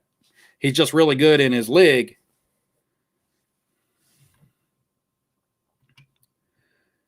A lot of times when I talk about players that I like also, I'm taking into account their price point. It doesn't mean that I don't like Erling Haaland and think that he's a future star or Mbappe. The problem is your entry level, your price point for a card of one of those guys. When I talk about Rashford and Foden, I think they're good players at their price point.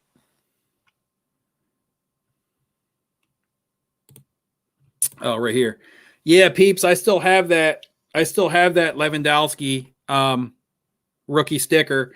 I actually posted it on Facebook group the other night because I was thinking about selling off some of my soccer stuff. I also posted a handful of items to Sunday League Investors, which, by the way, is another YouTube channel. They're awesome with their soccer stuff. Their videos are cool, and they do group submissions.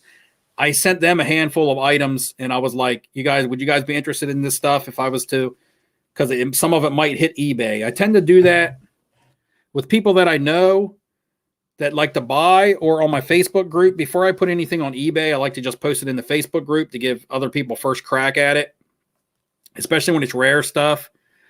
And they were interested in that Lewandowski sticker. I got a lot of hits on that, and it got to the point where I was like, you know what? I'm not sure if I'm ready to sell it just because he is my favorite player.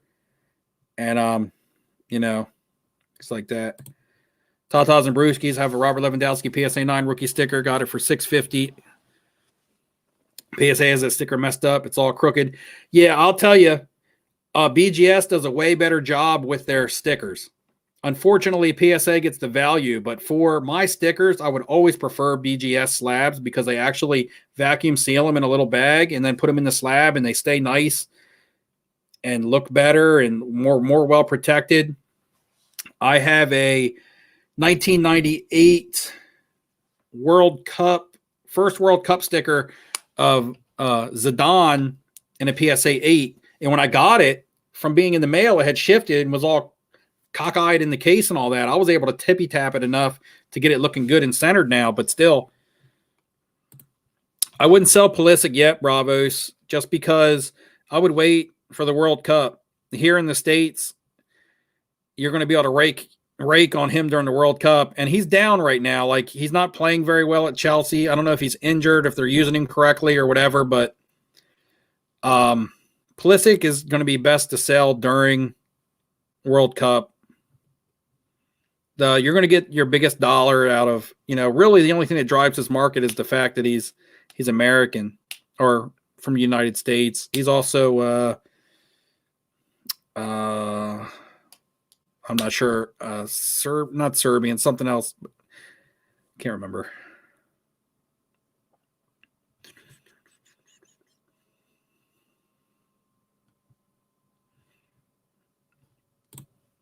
Who do I think is traded at the NBA deadline? I haven't really looked into it that much. I'm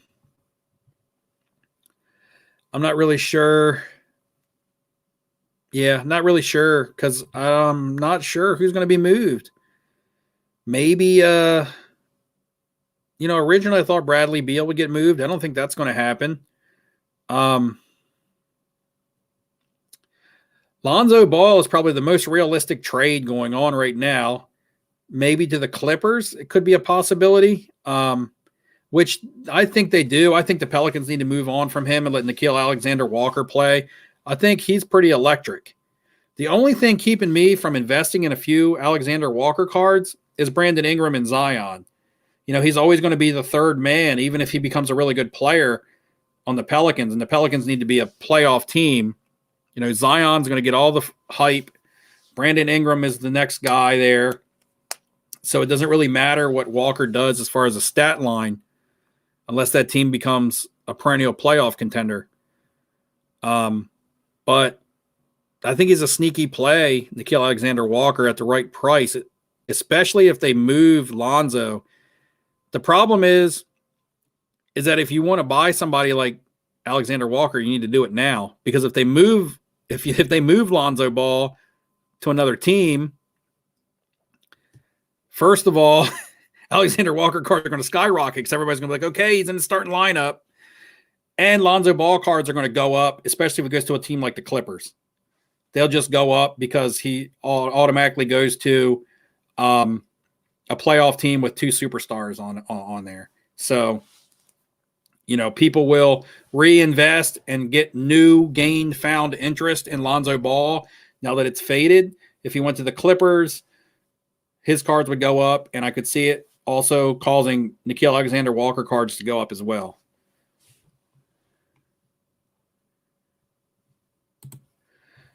Already sent this question. Tua is a good pickup with Parker, Fuller, and Chase, or D. Smith. Offense will open up. Yeah, I'm a Dolphins fan, so firsthand experience, the Dolphins were probably the most boring offense to watch last year, even when they were winning, because they didn't throw the ball downfield. Now, I don't know if it was a combination of Tua still trying to learn the playbook, if it was them not wanting to take too many deep drops because they didn't want to sit in the pocket too long with a young offensive line. Did they not have the receivers to get downfield? It could have been a combination of multiple things, but the Dolphins threw a lot of crossing and slant routes and stuff last year. Were just super boring. They never threw the ball downfield. them bringing in Fuller tells me they're at least going to attempt to throw the ball downfield, or they're going to use him as a decoy to keep Parker and Gesicki and them guys open underneath. Now, you say with Chase or D. Smith coming in, with the signing of Fuller, it's not a guarantee that Miami will go wide receiver now. If they didn't sign Fuller in free agency, I would be like, yes, Chase or D. Smith is coming into Miami. There could be question marks around that now. Now with the signing of Fuller, they could be like, okay, we got Fuller, we got Parker, we got Preston Wilson, we got good tight end. They may go a different route now. It wouldn't surprise me now. Now, like I said, if they didn't sign Fuller, wide receiver 100%. They signed Fuller, they have Parker, and they have, I just feel like maybe now they may be leaning another direction. They could be. It just wouldn't surprise me. Do I hope they take another big-time receiver? Yes, I do. I hope they take either one of those guys. I don't care which one that it is. But I wouldn't be shocked if they went a different route. But Tua is a good investment just based on the fact that he had such a bad game to end the season. That's all people remember.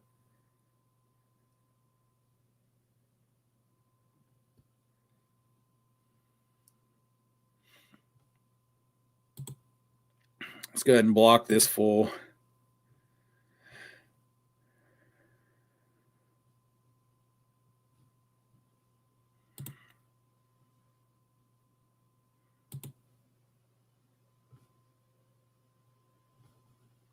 All right. Sorry, somebody wouldn't get enough attention at home.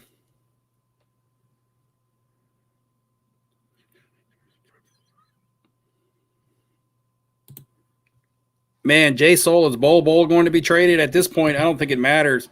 And this may be devastating for my boy E-Man Tony, because I know he likes Bol, but I just don't see much in Bol's future, man. I don't care where he plays. In Michael Porter Jr. is a possible trade, but that would be an off-season trade, in my opinion. If Michael Porter Jr. was to be traded, it would be more off-season. A team that's in the playoffs, in the playoff hunt, and is a legit team right now, is not going to jeopardize their roster to, trade away a player.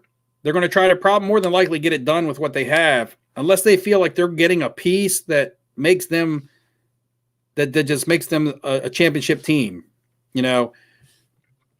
Could Michael Porter Jr. get traded to a team? Yes, he could. Could he be the franchise player for a team? Yes, he could. But what are you getting in return from Michael Porter Jr.? It has to be somebody better. It has to be somebody that's going to make your team a championship contender. If not, you're giving up a really good player and you're hurting your playoff hopes. So, Michael Porter Jr. to Washington in a Bradley Beal deal? Possibility. But Bradley Beal and Jamal Murray in the same backcourt? I don't know how that works. So it just wouldn't make sense right now for them to move off of Michael Porter Jr. because he can give them something. He can give them some production from the small forward position. And then you got Jamal Murray, and you got, Jamal Murray playing guard, and you got Joker in the center.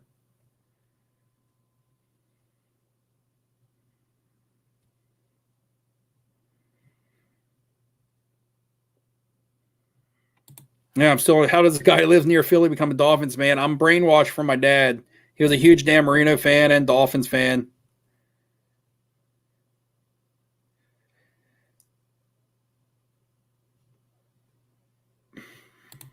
Sharpshooter is selling everything off. What do you got for sale, man? I'm buying right now. I'm in pretty good buying mode.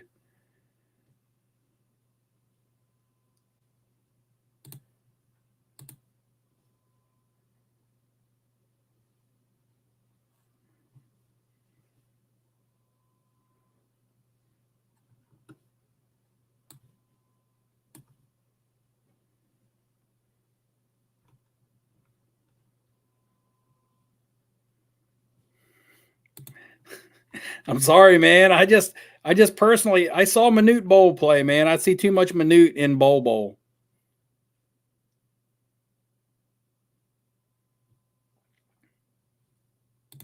Do I buy any autograph cards, flip or personal? Yeah, I do. I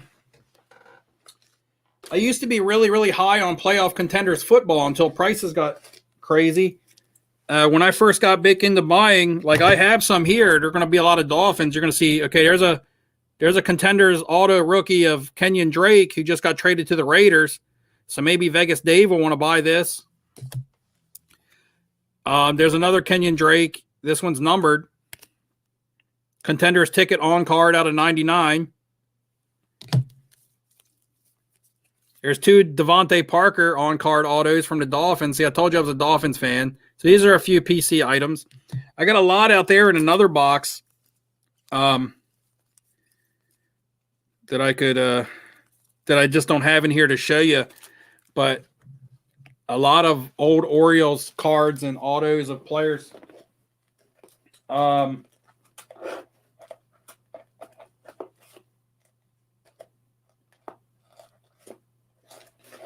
A lot of this stuff is like a lot of this stuff is like worthless, but it was all speculative stuff. Like here is Rashad Penny. Bad injury in Seattle, but Rashad Penny, playoff contenders on card auto. Some Ryan Finley stuff that I was speculating on just in case Joe Burrow got hurt, which happened. However, Ryan Finley flopped when he came into play. But I bought these dirt cheap, like $3. On-card ticket autos, an impeccable patch auto. This is all Ryan Finley. Not worth anything. But then again, I'm not out really anything either. My speculation was right. Joe Burrow got hurt, but Finley just didn't do shit. DJ Moore, that one, he's pretty good on Carolina. I do got some autos. I just never talk about or show this stuff. This guy is a guy that I'm high on, but COVID killed the XFL. But this guy I think has potential, and he doesn't have many cards. Man, this is like an outside the box sleeper pickup in football. His name's Jordan Ta'amu. Look him up. I'm not going to talk about him a lot, but he was in the XFL and he was killing it. I think he's also related to The Rock. And he was really good in college. His receivers in college were DK Metcalf and A.J. Brown. He was the one throwing the ball to them. He got a job in the NFL as a backup to Deshaun Watson. And then when the XFL came, he went to the XFL to be a starter as opposed to staying in the NFL as a backup. And if he would have stayed in the NFL, he would have probably got a job eventually, and he could come back. So I would just stash a couple of those cards dirt cheap because he didn't have any NFL products put out. Just some Panini draft pick autos and some college, I think impeccable or something stuff. Nice little stash and cash maybe later.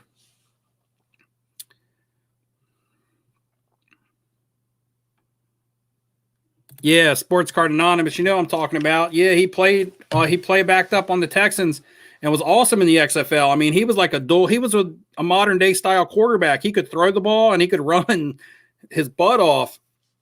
I don't know if he'll get another shot in the NFL, but he's still really young.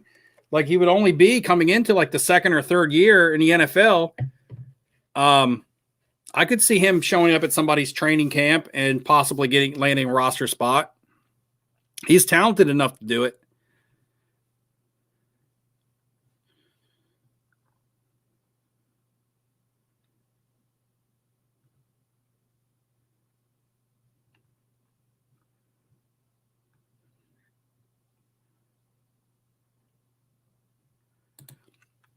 He has a reserve/future contract with the Chiefs. I'm not sure what that means. He's not the straight backup for the Chiefs, I guess, but he's on their team somewhere. Hold on, video idea. What's my biggest losses, screw-ups, bad plays, and cards in the last few years? Let's see. My biggest losses. Probably my biggest loss. Okay, so a loss isn't a loss until you sell. So I tend to not sell when I'm going to take a loss on something. I bought a 2012 Prism basketball PSA 10 Anthony Davis rookie card last year when that card hit $2,500. I bought it at $2,500. That card got really hot. Before I even got it home in the mail, it was up to $3,800. I was like, man, I just bought this for $2,500. I haven't even received it in the mail yet. It's already up to $3,800. Well, now that card's come back down to like maybe $1,800 to $2,000. If I was to sell that now, I'd take a loss on it, and it may never see that $2,500 price again. However, it may. Right now, that's a card that I'm taking a loss on if I was to sell, but I'm not going to sell and take that loss. I'm not going to do that. I tend to invest really, really, really safe. So if I took a loss on something, it's not big. There's cards that I may have bought for $20 that I may be able to get $10 or $15 for now, but there's not something that I've invested a ton of money in that I'm out on. And right now, that's not just me being good or anything like that. It's just the way the market is. It's actually easier to make money. At least when I got in, it's easier to make money than it is to lose because I feel like more goes up than goes down. I just never buy at peaks. I keep it safe. So that's my thing. That's why I always offer that, man. Buy safe. Now, have I cost myself money because I didn't sell at a peak? Probably, but doesn't mean it put me in the red. There's some cards that have reached big money that have drawn back, but if I was to sell them now, I'd still be making money. For instance, a Lionel Messi and Cristiano Ronaldo 2014 World Cup Prisms. Those cards got up to astronomical prices. However, when I bought mine, I was buying them raw when they were like $5, $8. I even continued to buy them raw when they hit $50, $60, but then I pulled out. But those went up really, really high, and I didn't sell at that peak, and now they're way back down. So I cost myself profits, but even if I was to sell now, I'm not in the red. I'm still in the green. To be honest, it's just, I feel it harder to lose. You know, if you invest safe in this market right now with everything as crazy as it is, I feel like it's harder to lose than it is to actually make money. That sounds weird, but yeah. This is a pretty good question. Do I think 86 Fleer PSA Jordan rookies will ever reach their February heights again? They will, because the floor is never going to go down as low as the original floor. It kind of, what happens is stuff has a floor and then it spikes, then it stabilizes, and then it dips and it creates a new floor. But the new floor is always higher than the previous floor. So then it'll spike again. And that spike will usually exceed the first spike because that floor exceeds the first floor. So I look at that trend on all cards, not just like with the Michael Jordan rookies, but anything that's seen a really good value and has since come down a little bit, it's not down to its original floor price. You know, say for instance, you bought the Michael Jordan when it was at $200,000 and it went up to $750,000, and now the most recent sale is like $480,000. So yeah, it's down, but it's not back down to $200,000. You're still making money if you were buying at the initial investment point. And the next spike will probably be $900,000 because the floor is higher.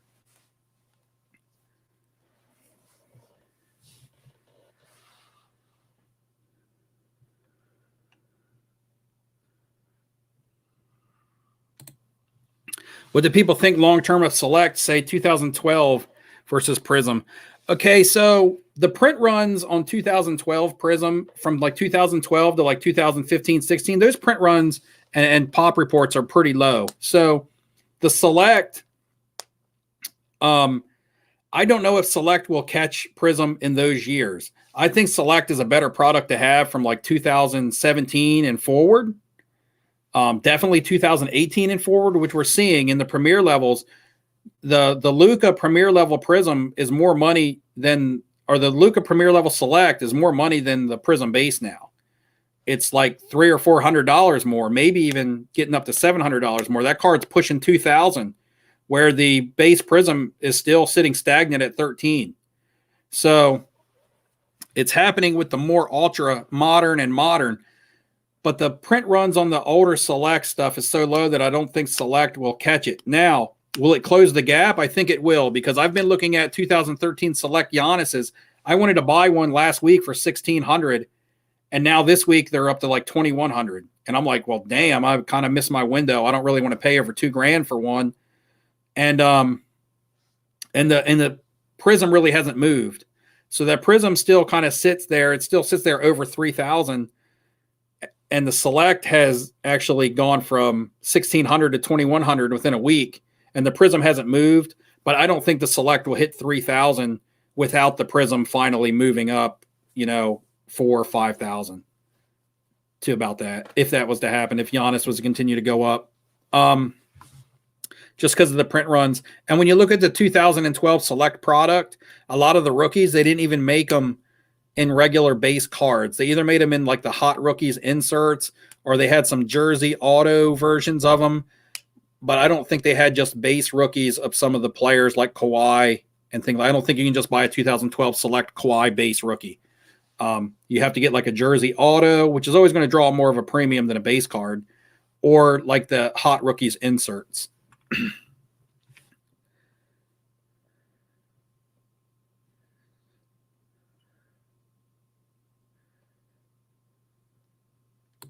Do I think there's a junk slab era? How are you protecting yourself from it? Yes, this is what I've been talking about. I am not buying any ultra modern basketball prisms in a PSA 9 anymore.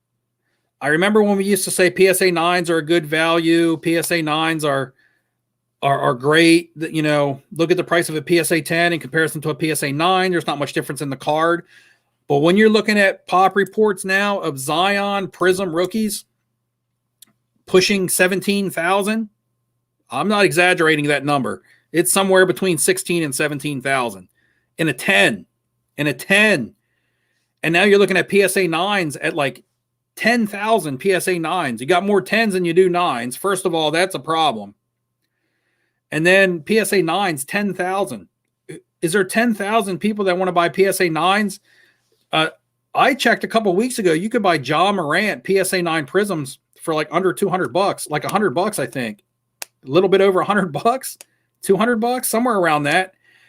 I had zero interest, even though I looked at that and I was like, damn, that's a cheap price. I had zero interest in a PSA 9 base Prism rookie card at these pop reports. And any 9s that I'm buying now has to be serial numbered on it, because it's serial numbered. It doesn't matter what the pop report is. You know how many of that card are there. For instance, I have this. I picked up this Tyler Hero card. Okay. Nice, shiny, looks pretty good. Nice, shiny, Select, light blue Prism. Now, this isn't a PSA 9. If this was anything, if this was not, this card is serial numbered on the back out of $299. If this card wasn't serial numbered, I would have not bought a PSA 9. But because it's a PSA 9, there's only 299 of this card printed. It doesn't matter what the pop report is. The pop report will never be over 299. So however many of these grade a 10, however many grade a 9, however many grade an 8, that's fine. All 299 of these could be graded and dispersed throughout the different grades.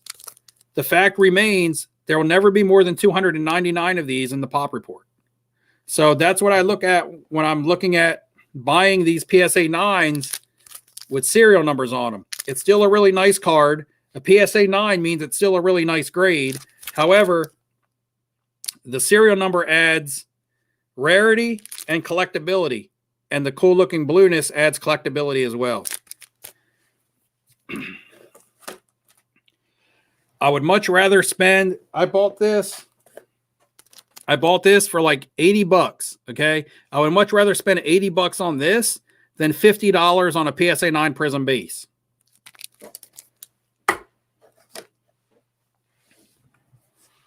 And if I can never sell it, at least I got an awesome looking Tyler Hero card. By the way, I have seen Sports Card Anonymous right here. Sports Card Anonymous has a YouTube channel. So you guys make sure you check him out and subscribe. If anybody in here has a YouTube channel or something, feel free to post it. I don't mind that you guys post it during my live stream. This is not just about me sharing my thoughts and answering your questions and things like that. It's also about you guys talking to each other and you guys sharing, your thoughts in the comments and using, if you can advertise and if you can use my platform to help your platform, that's perfect too. That's fine, because I'm not here to, it's not a competition with me on who the best YouTuber is or who's got the most subscribers or anything. If you guys want to use my comments to post your YouTube or your Instagram or anything like that, feel free to do it. That's cool with me.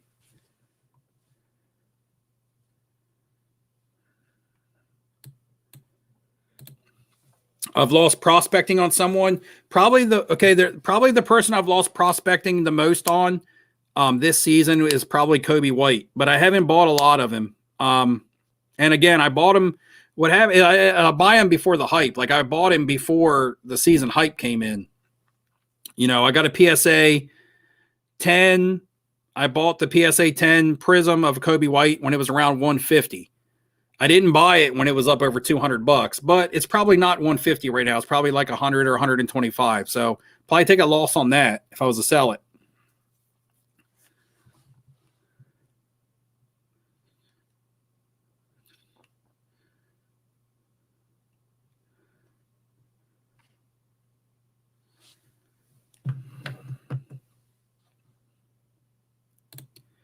See, I feel I asked some good questions since most of the YouTubers I ask questions mostly reply.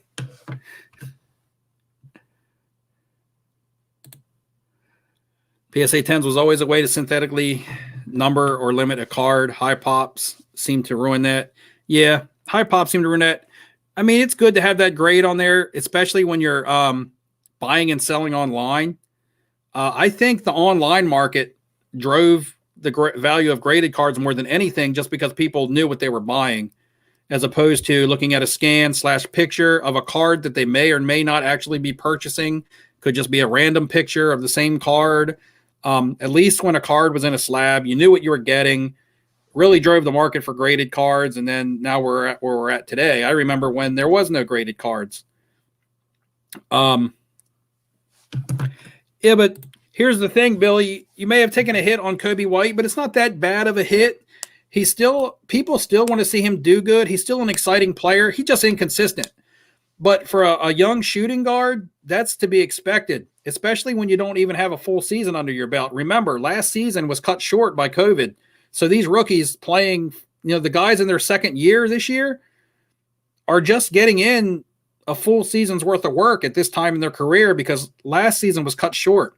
A young shooter is going to be inconsistent, and Kobe White's inconsistent. That's what happens. As long as he continues to develop his shot and get better, and I think his move to the bench actually works better for him. Him coming off the bench is where he excelled at last year, and I think it's going to help him out a little bit better this year.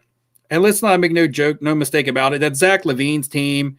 He takes a ton of shots, and the more and more that Kobe White can get integrated into the offense and take more shots, he'll become more consistent. Now, will he be that guy that was scoring 30 points, 3 or 4 games in a row like last season? Don't know. That's what built the hype into his cards. People thought he was going to come out this year gunning like that. But remember, it took all the way to the end of last season for that to happen. It's not like he shot right out of the gate like in a cannon. So I'm not giving up on Kobe White. I'm not selling my stuff right now and taking a $25 loss. I would rather hold it in the hopes of that card going from 125 back to 250, as opposed to going from 125 to 75 and then taking a little bit of a bigger loss. I think the upside gamble is still worth it holding, as opposed to, what you were to sell and take a loss at. I could take a loss right now of $25, but I would rather gamble on that car, on him getting hot again and that becoming a $250 card again.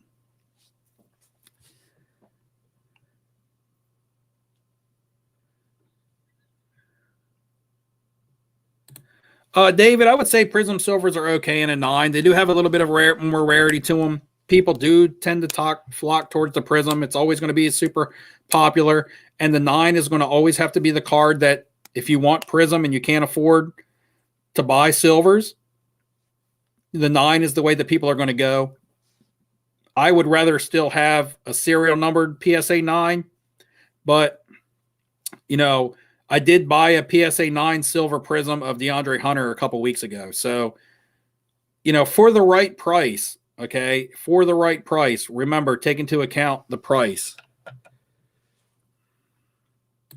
Trigger finger, I did not do a college bracket this year, man. I just didn't get into it. I didn't follow any college basketball, didn't get a bracket, so I wasn't able to do it.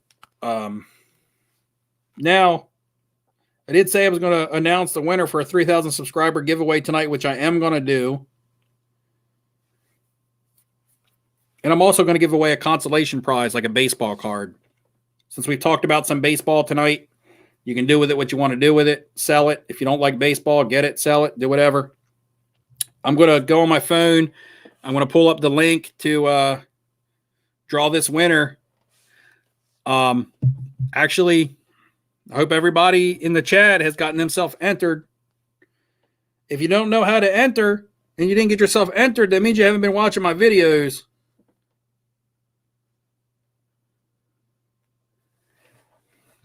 Just a quick rundown of what's going to be in here.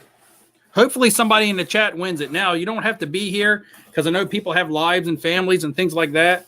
Yeah, right. Who has a life? But anyway, you don't have to be here to win it. But it would be cool if someone in the chat actually was. But here's what's in here. I just randomly accumulated stuff over time, and when we finally hit 30,000 subscribers, I'm like, okay, I'm going to throw it all in a box, and somebody's going to win it. 3,000, not 30,000. Good Lord. It's a Kylian Mbappe, like vinyl poppy thing. I don't know if you like him or if you like them. It's a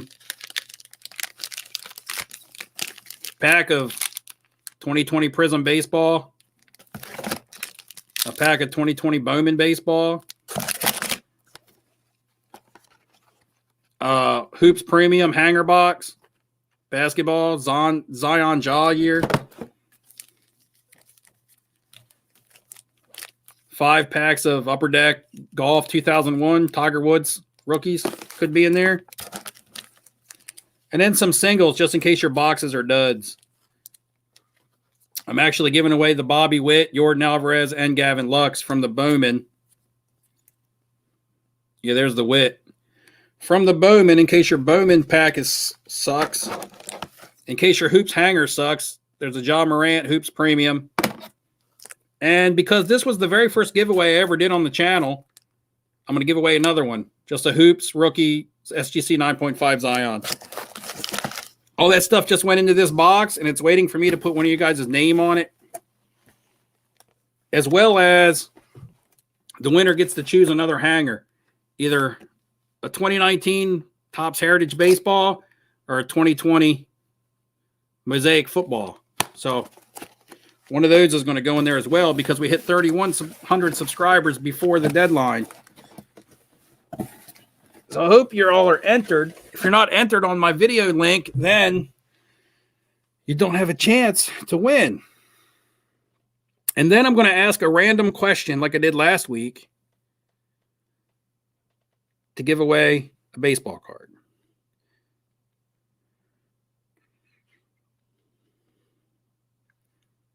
I'm going to go in here, my YouTube, get this link, get it pasted in. Let's see if I got it.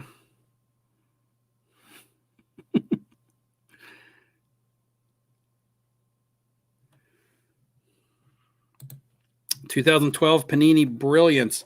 Yeah, I like that set. I've talked about that in multiple videos. The Kawhi, the Anthony Davises. It's a nice looking card, low pops. Very good if you're on a budget. You can buy a good rookie card, a nice looking rookie card of a good player. Whether it's Damian Lillard, Kyrie Irving, anybody from the 2012 set. It's a nice set. And good budget cards. I've talked about those cards a lot when I've done budget videos. That's the kind of stuff I started off buying and flipping my way up. I just did, like I said, I just didn't come in gunning out big money for Prisms and stuff like that. I worked my way up by buying hoops and by buying Panini Brilliance from that season, things like that.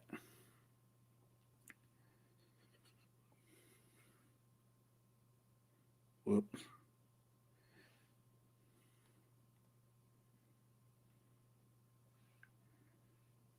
Get in here and copy this link.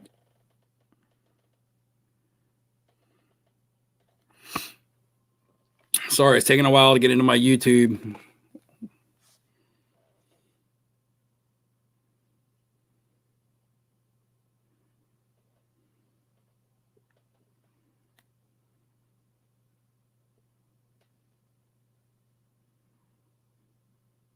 All right, it was the video that said 3,000 subscriber giveaway, and you had to answer the question. I think I basically just asked you what you were buying, the one thing that you were buying.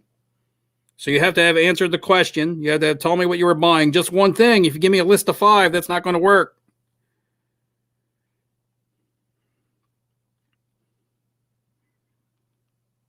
I'm going to go in here. Comment pick.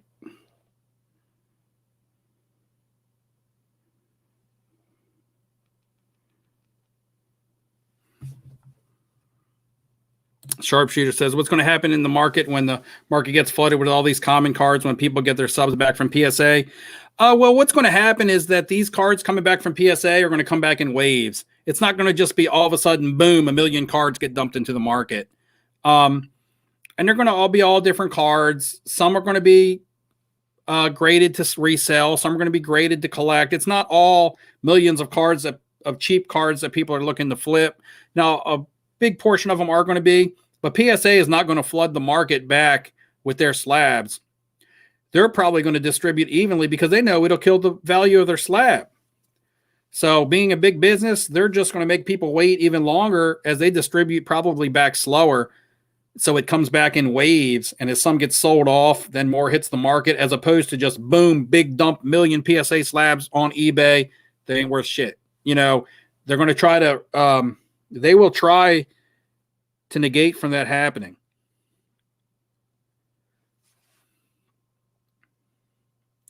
But if you look at PSA 9 basketball cards right now, a guy I was talking about earlier, Rui Hachimura, like his, like PSA 9 Prism rookies right now are like $20.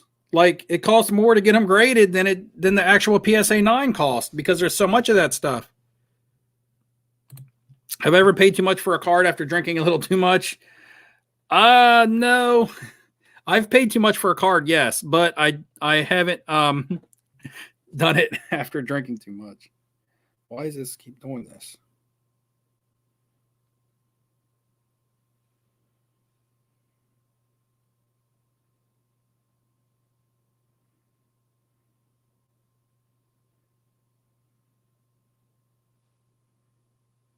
All right.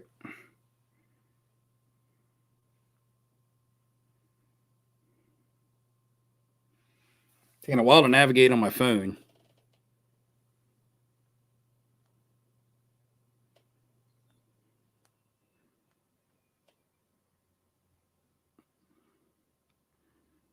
All right, lots of downtime, no talking. All right, guys, I'm getting my YouTube comments. It says 76 comments, which means 1/76 chance to win. Once I hit this start button right here, it's going to put a winner up there. So I don't know who it's going to be. Hopefully it's somebody in the chat. Here we go. Start. It's randomly doing it. It says Eric Cole. But Eric Cole did not answer the question, which means I got to pick somebody else. Eric Cole just said, I hope I enjoy my vacation. So he didn't tell me who he was buying. So we got to pick again. Pick another winner. Here it goes. Card collecting addict. Congrats on 3K subs. Again, not answering the question. Did I pull the wrong comment? We're going to go until I pick somebody that said that they are telling me what they were investing in. Here we go. Who's it now? The show is very helpful. I think this is people that just comment to comment. So we're still going, guys.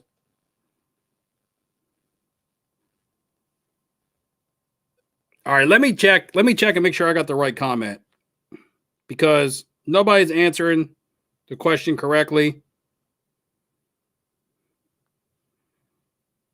Somebody just actually commented as I was doing this. I got a notification on my phone, YouTube comment.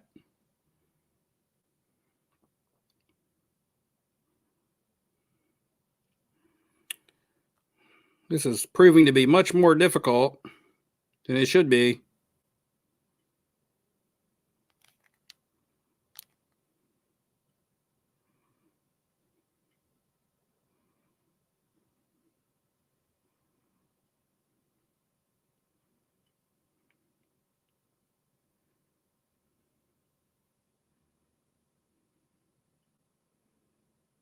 All right, hold on. Let me answer a comment while I'm still looking. Yeah, people can't follow directions. Still got a chance. The video from March 6th, it says. I don't know if it was March 6th, because March 6th, I was in Arizona.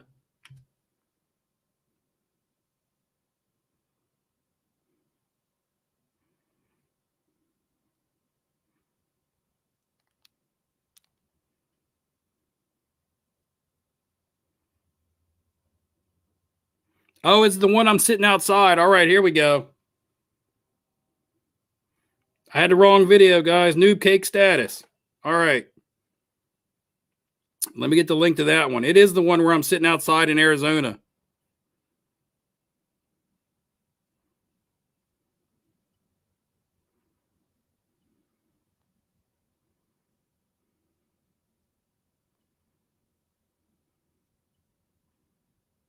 Man, it's taking a lot of time.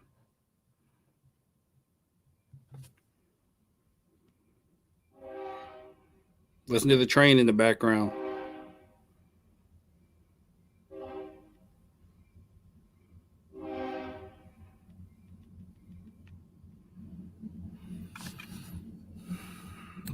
It's banging on trash cans.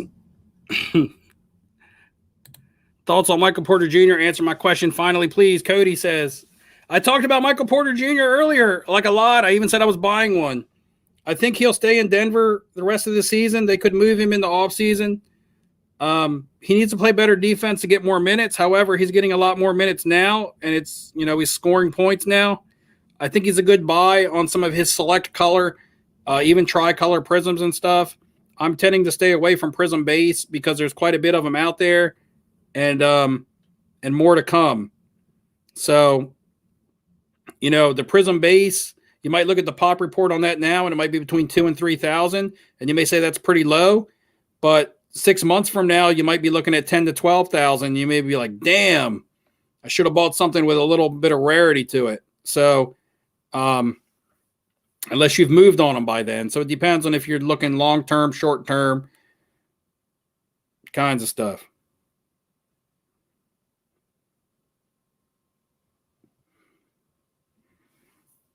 So my other video was when I announced that I was doing the giveaway. However, it was the video after that I announced how to enter it. So that's where the confusion came in. And now we should finally get ourselves a winner.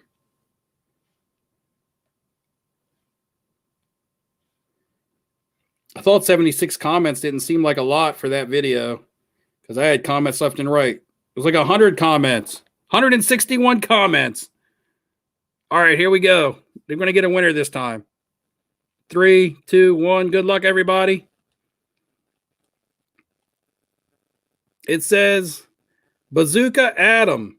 He's buying Tony Hawk stuff. Tony Hawk, Tony Hawk, Tony Hawk. Tony Hawk is a good buy. Bazooka Adam. So Bazooka Adam, if you're in the chat, get with me on Instagram. And guys, if I don't get contacted within a week, I'll redo this giveaway. So make sure you hang tight and stick with the channel. If I don't get contacted within a week, I'll keep doing this, which means Bazooka Adam needs to watch the live stream throughout. I might mention it in my next video just to, so it's fair, but if it's not claimed within a week, this giveaway will be done. Okay. So don't think that you lost. And the other thing is, I'm about to give away a baseball card. I'm not going to tell you what, but here's the question. In my last 3 videos, I believe, in each video, guys, I have had a comic book in the background on my shelf. I've changed my background around now. You can see my Marino, the Kiss puzzle. That was my uncle's. That's why I got that back there. My Macho Man Savage you see back there. 3 videos, I've had a different comic book up 3 videos in a row. Tell me what those 3 comic books are. The first person to tell me what those 3 comic books are, I'm going to give you a baseball card I'm going to send to you. I want to know the issue, no, not just the title. So you might have to dig and look for the picture. And it's going to be whoever comes in first, guys. Like sometimes you may see your comment come in ahead of somebody else's, but what pops up on my screen here?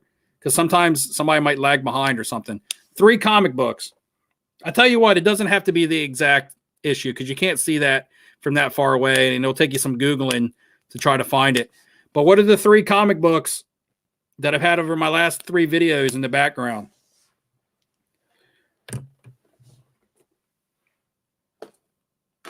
And while we're talking about that, I'll talk about one of my recent comic book pickups. This is a Doctor Strange 8.5, printed 1968, issue 169. First Doctor Strange title.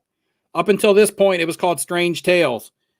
At issue 169, they started printing it as Doctor Strange. So this is the very first Doctor Strange title book.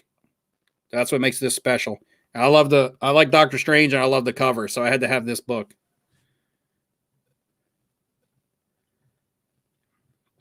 I have Eternal Spider-Man and Star Wars, it looks like. And this looks like the first one to get it. So, Eternals, Spider-Man, and Star Wars. It was Eternals #1, a Star Wars #1 from 1977, and an Amazing Spider-Man 252, which is the first appearance of the symbiote suit. Charleston Frat Boy got it too, but he was second. Steeler Nation was third. Alpha was fourth, but I have Owen Thacker getting it first. So, I actually bought this card while I was in Arizona on vacation, and I was going to relist it once the baseball season started if this player did well. Now, I don't know if you like him or if you like baseball, but it is a PSA 10 Pete Alonso 2019 Topps. Still got the price tag on it from the card shop. Now, that's on the bag. It's not on the case.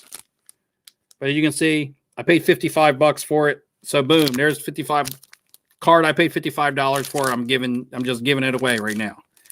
Pete Alonso, he might hit 50 home runs again. And you can double your money. Well, you're getting it for free. So, Owen, you got to go to my Instagram and give me your information so I can mail this out to you. And guys, it's way over 2 hours. We had a good live stream tonight. I'll be back with another one next Monday. I'll definitely be doing a video either tomorrow or the next day.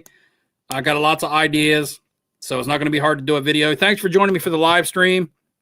Hope you guys make some good decisions, some good investments. Good chat as always. Had fun. And until next time, guys, good luck in your investing. I'll see you later.